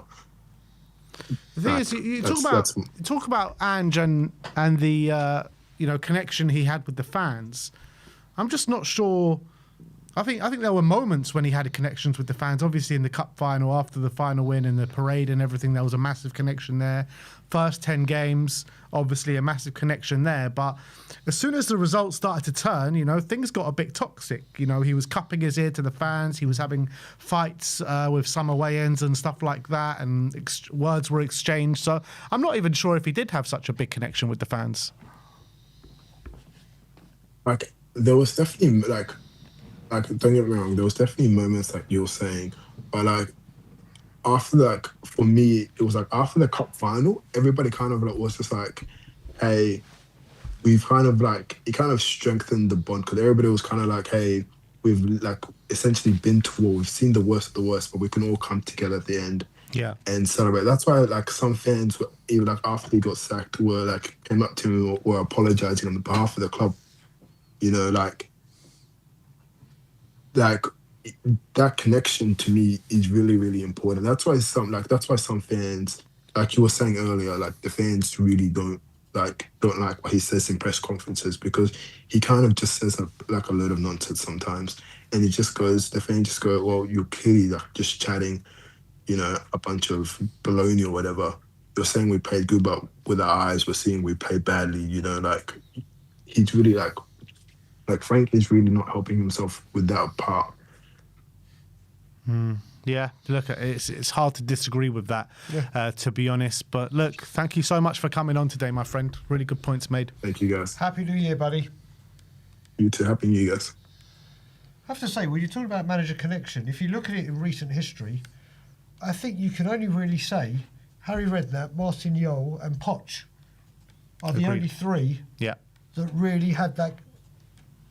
Don't get me wrong, there was a time when there was big connection between Ange the first 10 games when we were at Burnley, mate. Yeah. I think that was his fourth or third Premier League game. I'd never seen anything like it. I would say the first half of that season was brilliant, and there was massive connection there with the fans and the manager. Then it turned second half of the season. And then there was no real connection up until probably the cup win right at the end of the season. Yeah, the three I mentioned, I think, had it pretty much the majority of their entire career, didn't they? At Spurs, or their tenure at Spurs, should I say. Yeah. We've got a super chat here. Where is it? So first of all, IC says no to Chelsea rejects. Agreed. Plumley says I agree, fans out. And Roger Smith says it don't matter, we can sign Mbappe, Wharton and Rodrigo this Jan. Frank will never be able to do anything with them, so forget ENIC, forget last season, forget 4 months this last 4 months has been abysmal. I think that's a bit wild if you brought those players in that nothing would change, but I understand his frustration. Majid says I have incredibly reliable information that Ange was paid out his contract before the Frankfurt game in the Europa League last year at home. After getting the title, they had second thoughts. Yeah, I'm not sure about that. Yeah. Not sure about that. But let's bring on, we got royalty in the house today. We are going to Wes the King. Big up, Wes. Happy New Year, my bro. How are you? Happy New Year. Happy New Year. I'm about as mild as probably everybody else, but, at the end of the day, we drew. It's not a loss. But, of course, the football is what everybody's upset about, and rightfully so. Football is terrible. Like, even I was watching with my family that my grandparents came over. We were enjoying the first day of the year. And, I had it on in the family room. And even at the end, those last 5 minutes, when Richarlison, he had the ball. We had Tell coming down the line. And he pretty much just lofted it straight to the keeper. And my mom and my grandparents don't look at football like that. They really don't. My grandfather made me look at it during the World Cup. He's one of those type of people. I'm the only one who's a huge football fan. And even they were like, what are they doing? Like, You know, how can you? And then they even saw some of the pass, and they were like, "Wait, they can't make a 5-yard pass. That's what's going on with your team, Wes." I'm like, I don't know. They're not professional footballers. I guess. I don't know. Like they just like my family was like, "What the heck?" And like even they were screaming and starting to yell at the TV, and they don't usually do that. They usually get on me for yelling and screaming at the TV, but even they started to because they can just see it's frustrating. You know, it's very frustrating. Wes, what are you doing to your family, man? Man, Not I New don't know. Year's Day as well. Hey, they wonder why I chose Spurs because you know a lot of Americans. There's 4 teams Americans usually go for, and that's Manchester United, Liverpool, Arsenal, or Chelsea. Though they go for those 4. You know, sadly, me, I'm the type where I don't follow everybody else do because that's bull crap. I want to be connected to a club. I want to, you know, I think I told y'all this before when I've been on previous times throughout the years. Yeah. You know, so but for me, I chose Spurs because I just like history, and I ended up falling in love with the players that were there. Which you know, Harry Kane, Son ended up being my favorite. I knew that we had Bale before, and we had Modric before, you know, and then of course past players previously, you know, decades ago. So, you know, I fell in love with the team. Hey, my whole family are technically Spurs fans because you know it's the only team they see all the time. So, but at the end of the day, it's a whole bunch of drops. It's a whole bunch of bull crap that we're seeing right now. He has to figure out something. Of course, there's no point in firing the manager. I came over here and said this millions of times that there's no point in going through that ring around. We've been doing that the last 4 or 5 years since we lost Pochettino. We can't keep doing it, you know. But will there be a cutoff point, Wes? Will there be a cutoff point?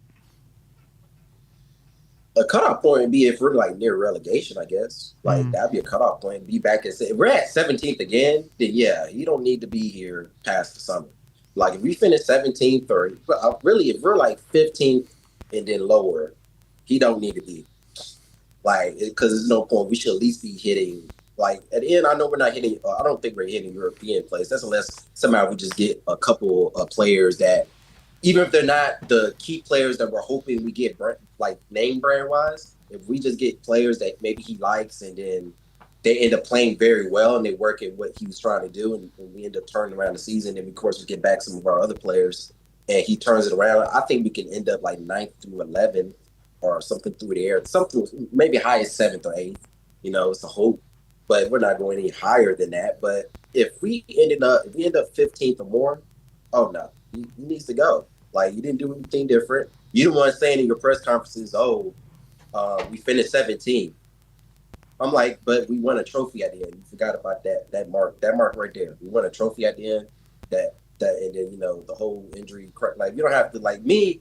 I was all for Ange. I didn't want Ange to be fired. So that's the point of it because I was like that because the same thing I'm saying now. There's no point in firing the manager. Clearly, he had something going. He had a good relationship with a lot of the players. We should have kept him, but we had Levy still there. And Levy is Levy when it comes to, if we're not making or going after the top 4 or something like that. And I know 17th is horrible, but at the end of the day, he clearly did that for a reason and it ended up working. You know, he played his cards fell the right way. You know, and sometimes that's what you need in a manager. You need a manager that's going to be like, okay, fuck it. We're going to just do that. You know, and he did that and it worked. But sadly, you had Levy still there, so he fired him. Which, you know, hey, what else? Levy is known to do that. See Mourinho before a cup final, you know, which I think we should have kept Mourinho. I think we should have kept Conte. I was saying that Conte would have been our Bill Nicholson. I still believe that. He would have been our Bill Nick. Literally, it's Antonio Conte. Oh, right. Bill Nick is our Bill Nick. Yeah, Bill Nick is Bill Nick. Bill Nick is Bill Nick, of course, but you know what I mean. Our modern version of him. Yeah. Some people say that's probably Pochettino, but you know, either way. But it's just. Especially with the wingbacks we have now, oh man, Conte would have had us probably balling. Especially with now the 2 center backs too. Like he would have had us balling in some form. But now it's just we're seeing some bull crap. So now all we can hope is that in this window we get what it's not going to be. It's just so weird. We're in a window where players ain't gonna want to come to us. We're supposedly going to up our wages, but we are in a moment where why would players come to us? We couldn't get some of the players even this past summer. Like, what are we? So now we're hoping that somehow we convince some players to come, and hopefully Frank is very good at talking to players and convincing them to come to the club. Because other than that, we're not going to. And then now we got our sporting director going to Fiorentina right at the beginning of the transfer window. We got to hope that, I guess, Lange is now the main sporting director, but he's more. Well, there was the guy from Man City has come in, Rafi Mawson. Apparently, he's going to have a big say in transfers over the January transfer window. Interesting. I need to see an interview. He needs to say something to. He hasn't said anything. He hasn't said anything. Yeah, you know what I'm saying? Like, I don't know what's up with this club. Like, they don't do things. Like, clearly something's going on without that whole situation. But they had him sitting next to what's his name, B9, at one of the at the Crystal Palace game. So I don't know this club is weird. This club is stupid. I don't know what we're doing. Like, we look so discombobulated. It's like, it's ridiculous, man. Like, the things this club does, and the only thing it does, it just hurts. It hurts everything. It hurts your brand. It hurts your fan base. We're looking like laughing stocks yet again, and really, we knew we were going to be in a rebuilding kind of period, but this looks worse than a rebuild. Like, you know, because we just don't got. You put people in positions, and now they're leaving those positions. It's like within like a couple months. Like, it's a whole lot of crap. Like, so the only thing we can really hope for is that we somehow, it's going to be, like I said last time I was on here, it's going to be unknown players. We're going to get a couple players that, you know, we as fans going to think are trash or not to the stuff of being what we should be going after. But at the end of the day, we're going to have to probably go for those are going to be the kind of type of players we're going to have to go for, because those are only going to be available to us for at least this window. You know, because I just don't think any crazy big name players. Only one I can think is Gallagher. I think Gallagher is the most opportunity, but you see, we got to pay him $200,000 a week. We have to pay his full wage for him to even consider a loan to come here. Yeah. So if they're you know, they said, oh, we're upping our wage structure. Well, yeah, that's going to up it.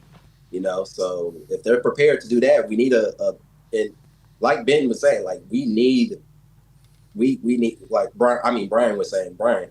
Yeah, I agree with you. We need a midfielder. I said that, I think, 2 times before, not this last time, but the Crystal Palace game. I think the other game before Crystal Palace, I said that we need way better midfielders. We got too many natural defending midfielders. We don't have nobody who are you know, actually, well, maybe Bergvall. Bergvall is the only, I think, one that can actually end up being one of those, like, high standard box-to-box midfielder. But we need a box-to-box midfielder that can do defense and, of course, go offensively. And Bergvall, to me, is the only one who can really do that at a high scale. You know what's really dangerous about what we're about to embark on this January transfer window and even the summer window about upping the wages?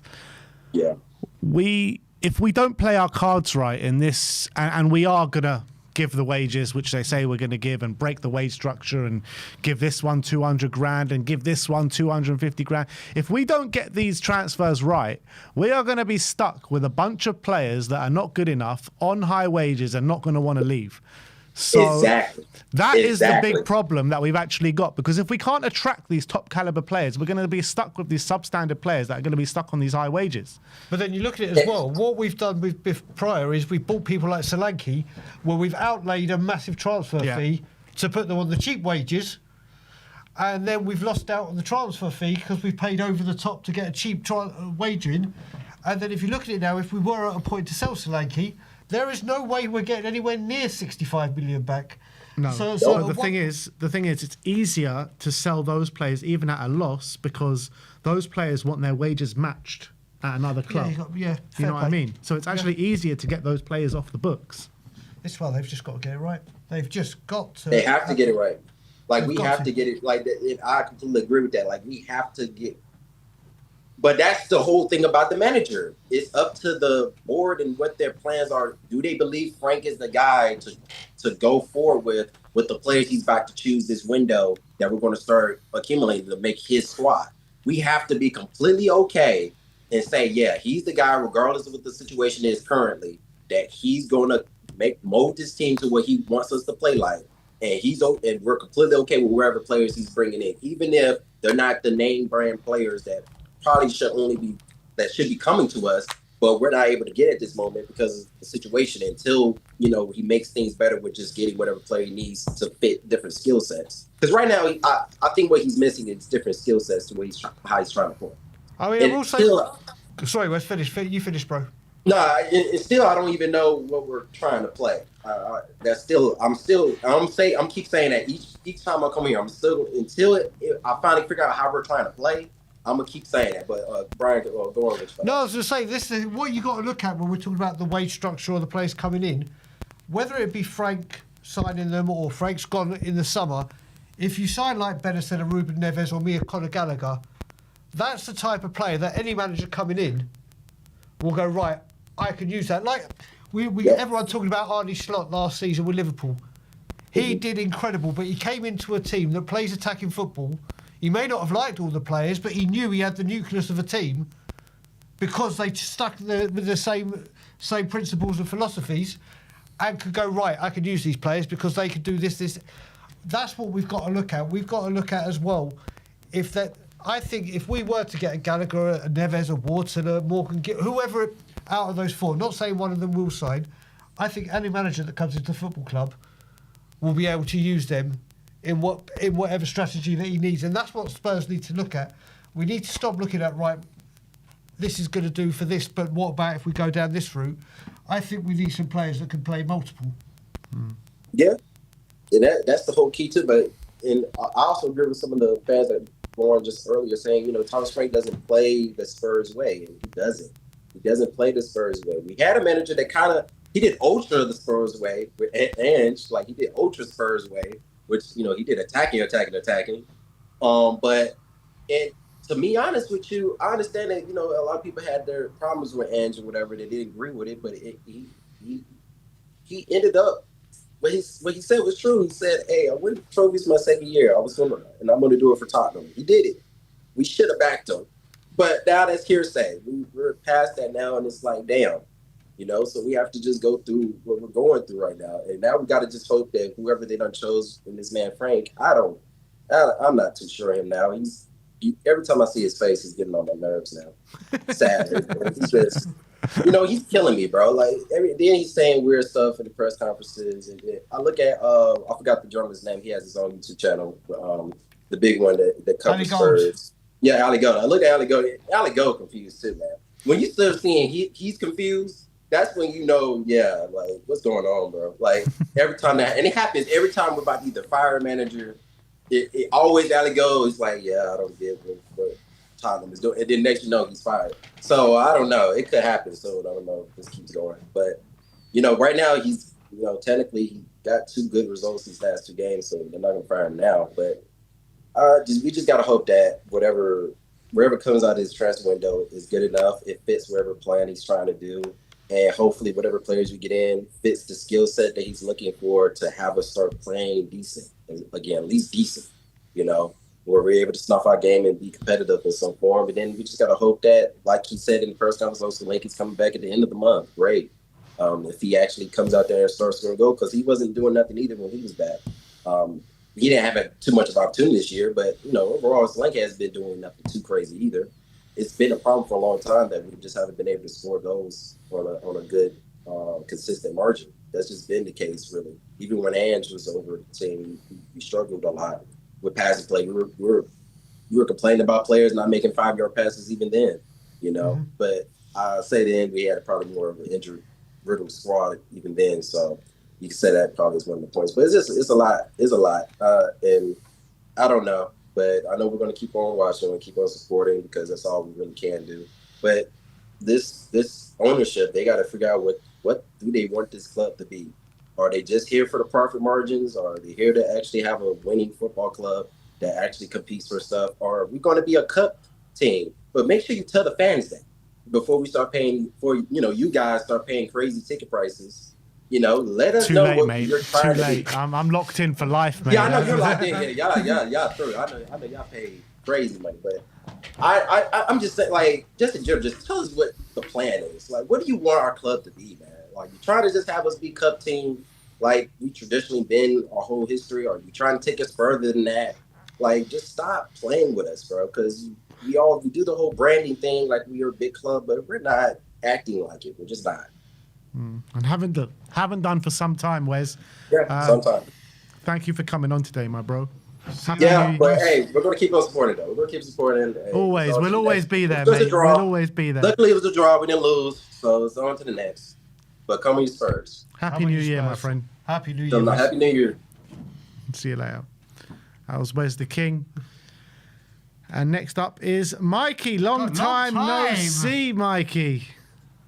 Hello, guys. It How you has doing, been mate? a while, hasn't it? It has been a while, yeah.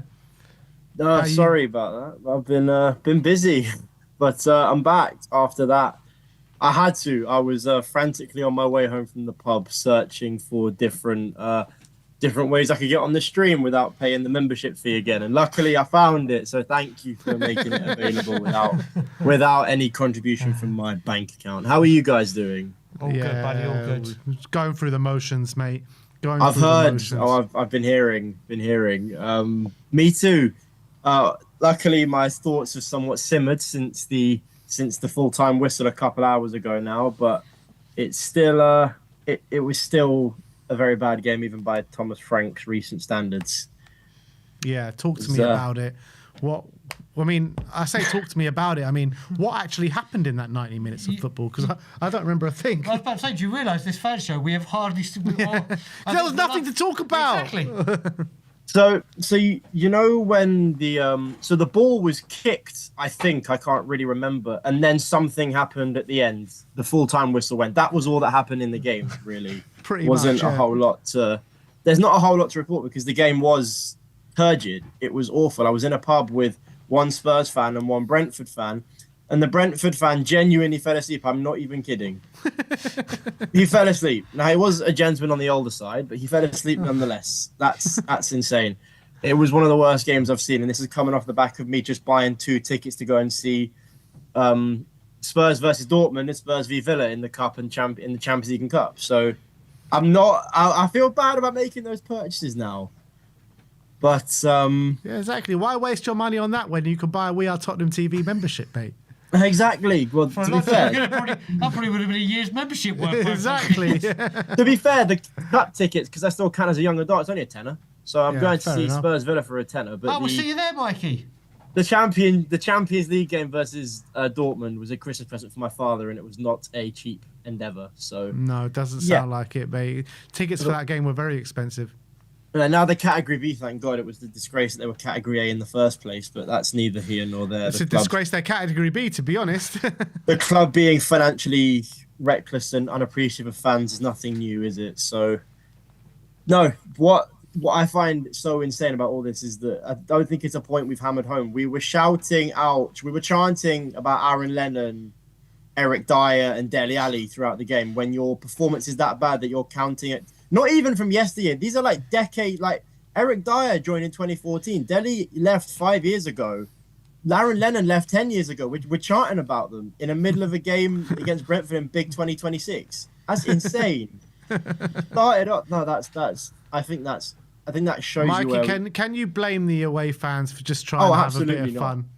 I cannot blame them, and I cannot blame them for booing at the end either. I'm not a Thomas Frank out person just yet. I'm getting there, but not there just yet because I think it's just too short a time frame. That's the only thing. I just don't think it's too short a time frame. But there was a guy on here earlier. I can't remember his name for the life of me, but he made an amazing point about knocking the ball up to Richarlison and playing it through for Kudus.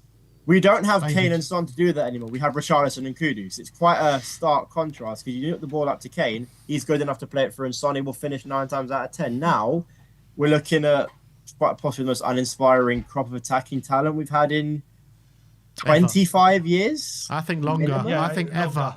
I don't remember, Mikey, I don't remember a Spurs team since I've been following that I'd have such a lack of quality in the forward line.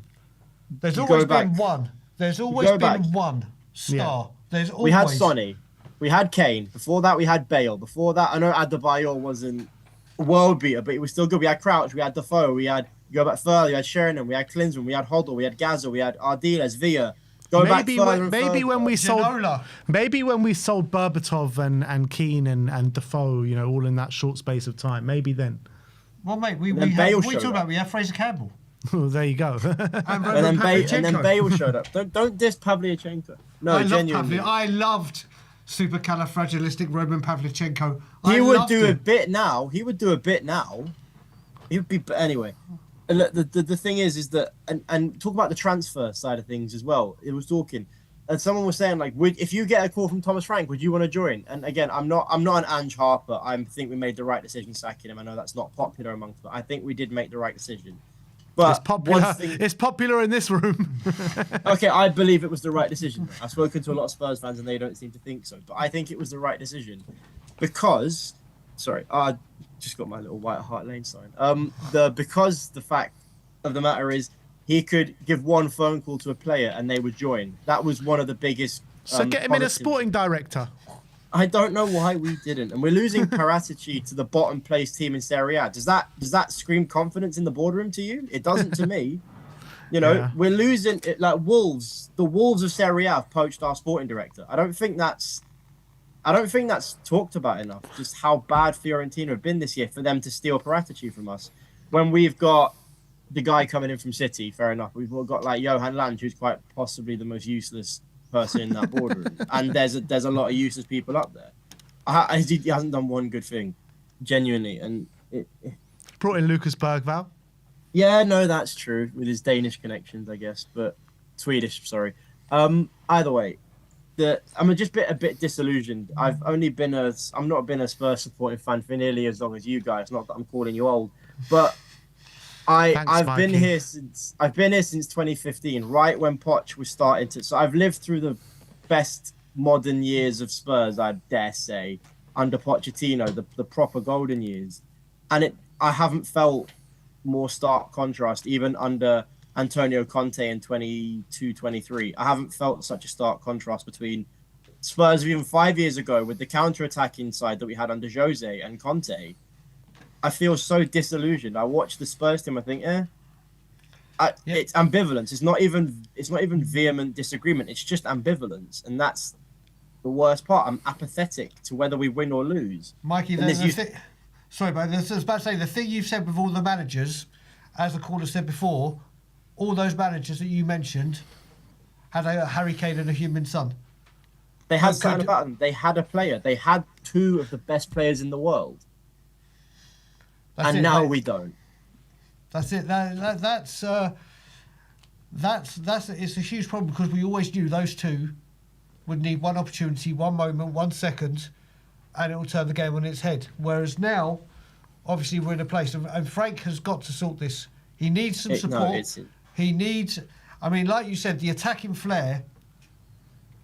Like you said, we've gone from like the Berbatov and Keane. We've gone from the Son and Kane, the Klinsmans and the Sheringhams, to Richarlison and Odegaard. Berbatov and Keane, yeah. I love Mohamed Kudus. I think he's the only player in that front line who I would say is a non-negotiable to start just because of what he can do. He's not doing it right now, but what he can do. Odegaard comes off the bench against Palace, looks wonderful, plays today, absent. The problem we're in a vicious cycle where a player will do well for 25 minutes. They'll start the next 4 games, won't do anything. The players who come off the bench will do a little bit more. They'll start with cycle, but none of the players that are starting end up being good enough. And the more times I see Richarlison, there was a report coming out from one of the Twitter accounts, I don't know if they're reliable or not, saying Richarlison, I think it's Tottenham Talk, the meme one, being like, Frank thinks Richarlison's the best striker at the club or something. And I look at him and I think, I'm not a football manager, but I look at Richarlison and I think, damn, how is he still here? I've never liked him. I think he's like the 5th or 6th top goal scorer in the Premier League. I have personal bias here. There are players I like and don't like. Just based on that, I just never like Rishi because he scores. Yeah, he scores. Maybe it's just the fact that he's been kind of our most standard number 9 since Kane left. Maybe that's just me having expectations being way below standard. I've never liked Richarlison, and I think he spends, again, someone said a gust of wind would blow him over. I hate players who roll around and don't just get on with stuff. Like, I know some injuries are bad, concussions are very important, but yeah, he'll get a flailing arm in the face and he'll stay down for a couple of minutes acting like he's got bleeding gums. It's the attitude is the problem. And I know there's other callers waiting. I made a little list on my phone There's one final point that I wanted to make, and I think it's the most damning point of them all. They're saying they want to tear up our wage structure. They're saying they want to pay these transfer fees and pay these wages. Yeah. Why are we doing it at our most undesirable point? Why are we doing it now? I guess Why is it Levy's taking not this here long? anymore. No, exactly. But Poch spoke about a painful rebuild, and I think the most damaging decision for this club has been sacking Poch. I think that I wrote an article. I used to when I was doing my journalism studies last year. I wrote an article about it. It was my best performing article. Was why Pochettino sacking was the worst mistake Tottenham made. Because it is. I do think it is. I agree. We've backed. We spent next to nothing under Poch, and since then Mourinho got a war chest. Conte got a war chest. Okay, we don't talk about Nuno, but then we had Ange, who was given lots of money to spend, and Thomas Frank. We are being told will be given money to spend. Why, out of those 5 names, the one who was the most in touch and not trophy successful, but just successful as a whole, he's the one manager who wasn't backed, and I think that's unforgivable. I can't believe that. We had a perfect starting 11 in the 2016 to 2019, I want to say, and we just didn't have the squad to back it up. Didn't have the depth. And now we have not even a good starting 11. We have depth, but they're about as good as the starting 11. The starting 11 is not good enough. I'm not Frank out, but I am just I just don't care about the club. Tottenham out. Right now. I just want to feel some connection again. The club that won the Europa League 6-7 months ago is not the same club we are now. It's just not. It's true. And I think that's the saddest thing. The club of the Ajax night and the Audere es facere and the whole thing, it's just not there. They play the slideshow at the beginning of the games, you hear the trumpet go, and when you hear half-time and full-time, the managers being booed, the players being booed, it's reminding me a little bit of the Levy out protests, which were very, very, very, very correct. But it's reminding me a lot of the disconnect between the fans and the club, and it's just sad to see, and I wish there has to be something done about it, because the players can play badly, but when you lose the fans, you lose everything. Yeah, but what can be done about it? I'm not paid to make those decisions, thank God. But what I would do about it is I would just start by accepting the fact that you have to be more open. Like the injuries that we're being lied to, flat out, we're being lied to from the press conferences. Now, no word on Decky. Oh, we'll see him before the new year. Nothing. No word on him. No. I haven't seen the training pictures, but I haven't seen him. He says Solanke's back on grass, but there's nothing about Decky. Yeah. I don't know. Just more transparency would be nice. V and I came in and said we want to be transparent. I haven't seen any transparency. I see them announcing a guy from Man City, and as Daigle pointed out, no interview, no public statement, no show of intent. It just all seems, like maybe the restructuring of the club isn't as far along as some people have led us to believe. That's Mikey, really good points, mate. Thanks for coming on. Good to see you again. You guys get some sleep. You guys look exhausted, so I hope you can finish up quickly and get some sleep. I was exhausted after the first 5 minutes of the game, mate. We stayed awake for all of that. We'll get home thinking we're shattered, and we'll be like messaging each other. I can't fucking sleep now. I can't sleep now. I've got my second wind. It's good to see you guys, and if I catch you at the Villa game, it would be great. Yeah, I hope so. But Mikey, what stand you in for Villa?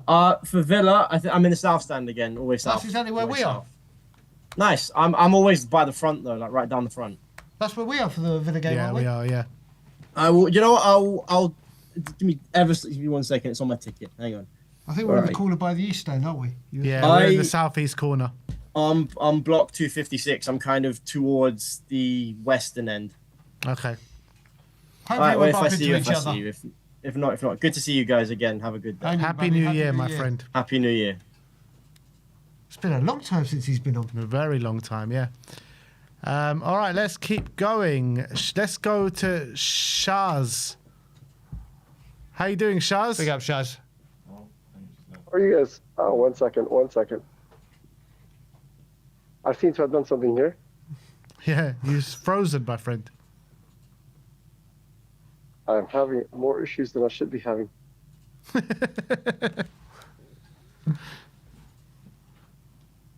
There we go. You're moving again. We can see you.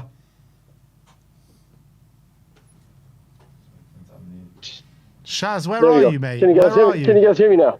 Yeah, so first mate. off, I've been watching you guys. I think for the longest time since you guys just started, like before you guys like crossed the 50,000 people.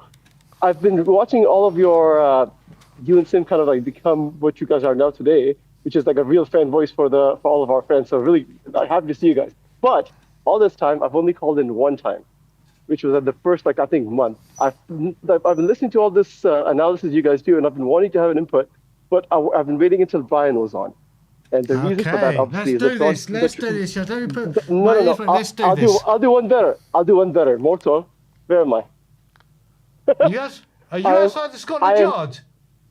I'm right across from the Scotland Yard, exactly in the spot where you normally are doing your videos. Man, I am homesick. I am homesick. Hello, Scotland Yard. Oh my God, I love that pub. So I walk by here all the time. Scotland Yard, like I've lived like a 5-minute walk away, but for some reason, again, like I'm one of those fans that like to hear the analysis more so than be a part of it.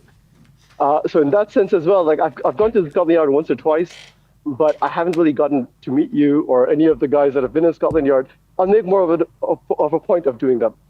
Shaz, please do, man. I'm back. I'm coming back at the end of the month. I'm going to be there for the Man City game. Yeah, I And know, all I day, know, I come, know. mate, come out, come and sit at our table and have a drink, and we'll chat Spurs in the best pub in the world.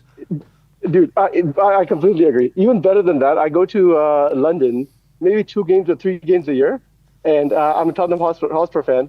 The Spurs Plus fan, whatever the membership is called. But me and another friend of mine, Rhea, also go down there. So maybe I'll see Ben and Sim at some point as well. Yeah, let's do it, man. It would be great to catch up for a drink. What were you guys' feelings about the game today, or in all of the Spurs' entire position at the moment? This is your chance to have yours. So you tell me your feelings on the game.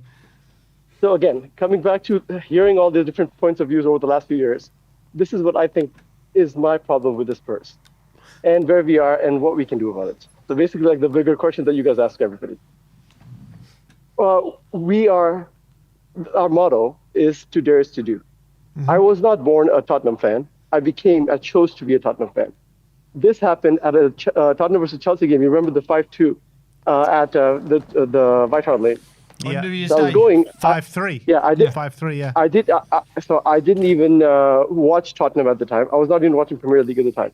I became a Tottenham fan because we went down, I think, 0-2, and those fans in the other side. So my friend was a really good Chelsea fan. So I was staying in the away section at the White Hart Lane. Oh, really? When we were down, yeah, when we were down 0-2, those other fans were still like shouting at the top of their lungs. They fucking believed. They gave their team their all. The Chelsea fans, when they were up, they were all in full voice. But as soon as they start going down, that voice goes down and down and down. At that point, I realized this is the kind of team I wanted to be a fan of. So that to dare is to do for me, yeah. But then to dare is to do for me was it doesn't matter if you win or lose. And chances are, again, like if you're running a race year by year with like Porsches and you have an Acura, I'm sorry, you're going to lose more often than not. But that doesn't matter. It's the way that you run the race that's what matters. So to dare is to do to me exemplified that bravery, that kind of, whatever the situation, like the odds might be against us, but we go after it and we go get it. That to me is like the ethos of the club that I kind of signed up for. And I feel like with Pochettino, with like even like the Chelsea game that we lost 9-0, right? Like we applauded the team off the fucking pitch. And the reason for that was because they played the way that we expected them to play. Even at the end, we could have I think we lost 5-3, but we could have easily tied that game. But like that bravery, that that oomph, that to dare is to do. Over the years, what we have been doing is we've been switching back and forth between, and again, we used to not do this as much. We didn't win as much. We were not a top 4 team for the longest time until we got to that point with Poch, maybe a little bit before him, and then got to like our expectations raised, right, based on the stats that we fought. But even at that time, we were always able to kind of give it our all, regardless of the situation. But when we got to Pochettino, in every club's history, there's always like one time where it's like a very, very important time where, yes, you are overachieving, and it just happened to come at the same time that we were building the new stadium, so obviously financial constraints, blah, blah, blah. But regardless of it, those two trade seasons where we did not get a single player in. That was the time where we needed to get that Declan Rice, that $100 million player that just pushes us over the edge because we're right there. All it needs is a little bit, but you didn't do it. For a few years, like 2016 to 2019, like the last caller said, absolutely right. That was a critical moment. We didn't take that stuff. Fair enough. But then we thought, oh, you know what? We still have the players. Maybe if you just like go after one of these winning managers, they can get us over without having the weight structure to back them in the first place. So we knew we could not possibly do this all the way. But just like with Pochettino, give him just enough in the first 11, first 12, first 13 players, but not account for the possibility of injuries, not account for every possible. And again, like the bigger teams win year on year because they are consistently accounting for like this possibility because the like bigger teams, like big players do get injured, but they have other players to back them up until those guys come back. We never gave Pochettino that. We were expecting him to overachieve, and he was.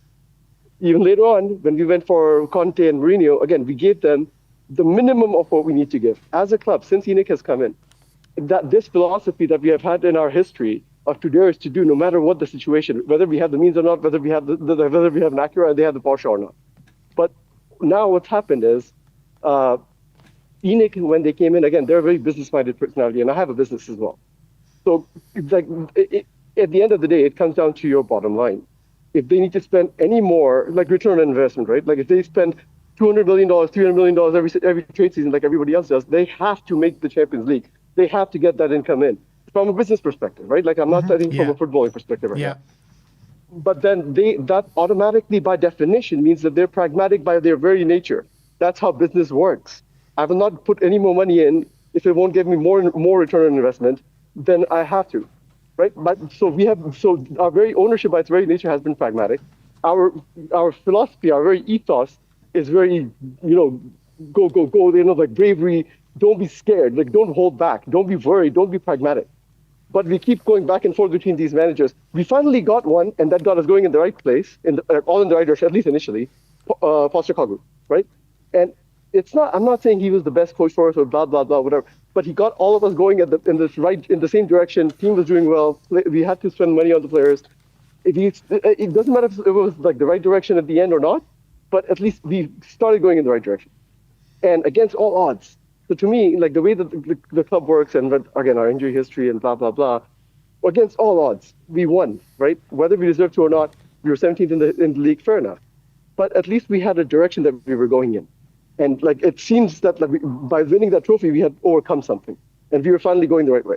Now again, if because of all the protests and everything that happened last year, Levy and Enoch obviously got the brunt of it, and they absolutely should have, because they absolutely deserved it. They are the very reason why we are where we are. Why we were where we were. But in doing so, they realized that if the next year they keep Postecoglou as well, Postecoglou doesn't do well, say, if he doesn't do well, then then it gets even worse. And now they have the new ownership and they don't want that kind of bad publicity. So therefore, they change the direction because again, if something goes bad, we'll also blame Frank, and that's what we're doing right now. They have gotten us, for the first time ever, maybe 3 or 4 ready-made players in the last season, in the last window, right? And we were all really happy, if you remember at the time, that this seems like the Unique 2.0, they might be backing us. But what we also have to remember is like Kudos, for example, like when we got him, there were 2 other players in the running for him as well. Like he was the third one that they could have gotten, the last possible option that they could have possibly gotten. They negotiated, got him. Fair enough. Javi, we were not going to get him. The reason why we got him is because we knew from preseason that James Maddison was injured. Like we have no choice. We literally have no number 10, right, for Frank's system. So we have to get somebody, and we ended up getting him. So we ended up getting all these guys, and we keep thinking that it's Enoch 2.0, but is it? I don't know yet. They have shown nothing that, like even like the whole Brandon Johnson thing, we've gotten rid of him. We haven't necessarily changed the way we do things in that we don't have a ready-made person lined up.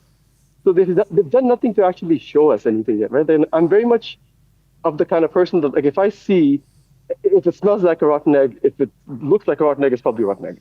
Again, like I need to see signs to believe, and my Tottenham nature again wants to believe that we're gonna get through it every single time. And Conte comes in, went to that first game against it was a Conference League game. I don't remember who the team was, Vitesse or something. Oh God, yeah, I think it was Vitesse actually. Yeah, it was a mad game. Yeah, a mad game. But like those tickets were so cheap. Like we were sitting on the sidelines for like £20 for £20, which you can't beat that. Yeah. But like again, like you get excited as a fan, but to me, we haven't seen ENIC 2.0 quote unquote, other than just making like believing in it. And again, as Tottenham fans, if one thing we are, very given to is delusion. Like it's easy for us to want to believe something and then like see all the signs we want to see, but without actually seeing what's happening. So again, that is what I think has been happening with Tottenham, is that like our very ethos needs to be to have that bravery. With Frank, I don't know if I'm quite convinced, because I have to see it to believe it. Not in moments, like in a prolonged period of time, or at least enough glimpses in it per game that I see it, but I haven't seen it. And has he won something in the past? No. But had Postecoglou won the European trophy before? No. That doesn't mean it can't be done. He could be good enough, but I have to see it to give him the benefit of the doubt with regards to that. And if he's not, if he doesn't like show that bravado, like Coach Stellios said earlier, like he's just not that Tottenham DNA, and he hasn't shown it to me personally. But if he is, then he needs to be given time, and if he isn't, then switch back to at least having the kind of person that gives us puts the entire club toward the same direction of the ethos of the club, right? Postecoglou was not given much money. Like he got money initially, but then he had to bring in people like Van der Ven. He had to bring in people like Coutinho was the only center back we had at the time. Like those were essential buys that he had to do from that money that he was given. The next year, when he was supposed to be given the money to like build up the squad, so that like when injury crises don't happen, of course injury crises always happen with Tottenham, but then he could have done something. But then at that point in time, he was given Bergwall, he was given Gray, and these are great players. But again, not just in experience, they've never played these kinds of games in their lives, and they were starting week in and week out. Like Bergwall was our best player, like player of the team for last year, right? Like so I understand that, but then he wasn't at that time. Fine, it happened. We decided to go in the Frank's way. That's fine. But then make the decision, and at least if he's not the right one, which again to me might be the case, but I would give him time right now because again, lack of options. If he's not, then switch and then go in a direction. And us as fans, instead of like constantly blaming this or blaming that or blaming the players, these are the same players that won Europa League last year. Like they are not shit, right? And the whole idea about like being able to put like five 5-foot pass together. And Coach Stel was talking about like how they were not able to. The practice makes perfect. There are patterns of play. If you remember with Conte, as soon as he came in, the 6 months where we ended up getting Champions League, there were very clear patterns of play where where the players were standing. So if in the worst case scenario, you can't you're not relying on your own ability to see the pass. You can just that there's going to be somebody there because it's a practice pattern of play. Conte was doing it a lot, too much, to the point where he was stifling the creativity a little bit. But fair enough. But you were seeing it. Here, it feels to me like the players are just expected to do something on their own. And when you're just deciding on the go and there's pressure on you, yeah, you're gonna mess up that 5-foot pass. But that not messing it up means you should know just by practice where you're supposed to pass in that kind of a scenario where you can't see the pass. But again, that comes from patterns of play. I'm not seeing any. Am I wrong? Are you guys? No, at the moment, yeah, I agree with that. There is no patterns of play at the moment. I can wholeheartedly agree with that. Well, absolutely. But hopefully, there will be some change come January. Hopefully, like you said, yes, Tottenham do dare to do in this January window, and we hopefully see a lot more of what we want to see from February onwards. I would love it. It doesn't matter. I'm not a Tottenham fan because I'm expected to win trophy after trophy after trophy. I chose this because I want to play that. I want all of us to play together. Like the way that I know Tottenham can play. 9 people versus 11, and there's a chance we can win. It might not happen 9 times out of 10, but there's a 1 out of 10 chance that it can, right? And that's what you, as Tottenham fans, that's what you love. Agreed. Absolutely. No, I think it's beautiful the way that you became a Spurs fan, and that's what Spurs is all about, and that has been lost for sure. Yeah, absolutely. Over time, and we need to get it back. And the club has lost its identity. That's the sad reality. So until we get that back, I don't think you'll have a unison fan base. No, absolutely. And I think to a certain point, going back and forth and all this, the fan base has constantly been told that we are going, this is going to be our year, or this is the year we're going to win for a trophy, or this is the year we're going to win a trophy. And all of a sudden, there's a setback, you go with another coach, this guy's going to win something. So like we've gone through all this ups and downs ourselves. So even as a fan base, we have PTSD. Like we literally have PTSD. Because like as soon as something starts going wrong, we start panicking about like this. And again, when you're panicking, you need an easy out, right? Like if you look at the world, everybody wants somebody to blame, but it's never an easy thing. Like there's always a complex situation. And like even with the club, it's the same thing. Yeah, Levy was a huge part of it, but again, it's still ENIC. They haven't shown us yet whether that they can do something or not. So I'm not willing to give them the benefit of the doubt just yet either. Again, in January, if you back Frank, then you've decided that this is the man. But then again, if he's not the man, then you're getting players for a man that is not maybe the long-term solution for the club. And when that guy comes, guess what? Now you've got other players that belong to the other side who are more pragmatic, and now you can't play them in this kind of style of play. So like it's this back and forth does not help us. Like as it is, we're not a club that's going to get a chance to win the race every year. But when we do get a chance, we need to be ready and pounce on it. But we don't. Like we're constantly in this own cycle of our own making. So what's the actual answer then? What's the actual answer? How do we fix it? Choose the side and go for it. To me, that side is not, unfortunately, Frank. I like Frank as a coach, and I really hope he can make it. So would you sack him now then? Again, lack of options, I would not sack him now. I would give it until the end of the year. So what's the answer then?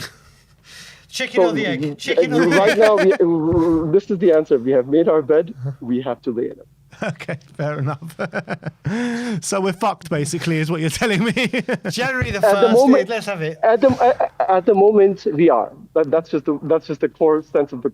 But long term, if we make the decisions right now, long term we can still do the right things. We can still go in one direction. But as a fan club as well, we have to, like whoever the next coach is, say if it's Poch, right?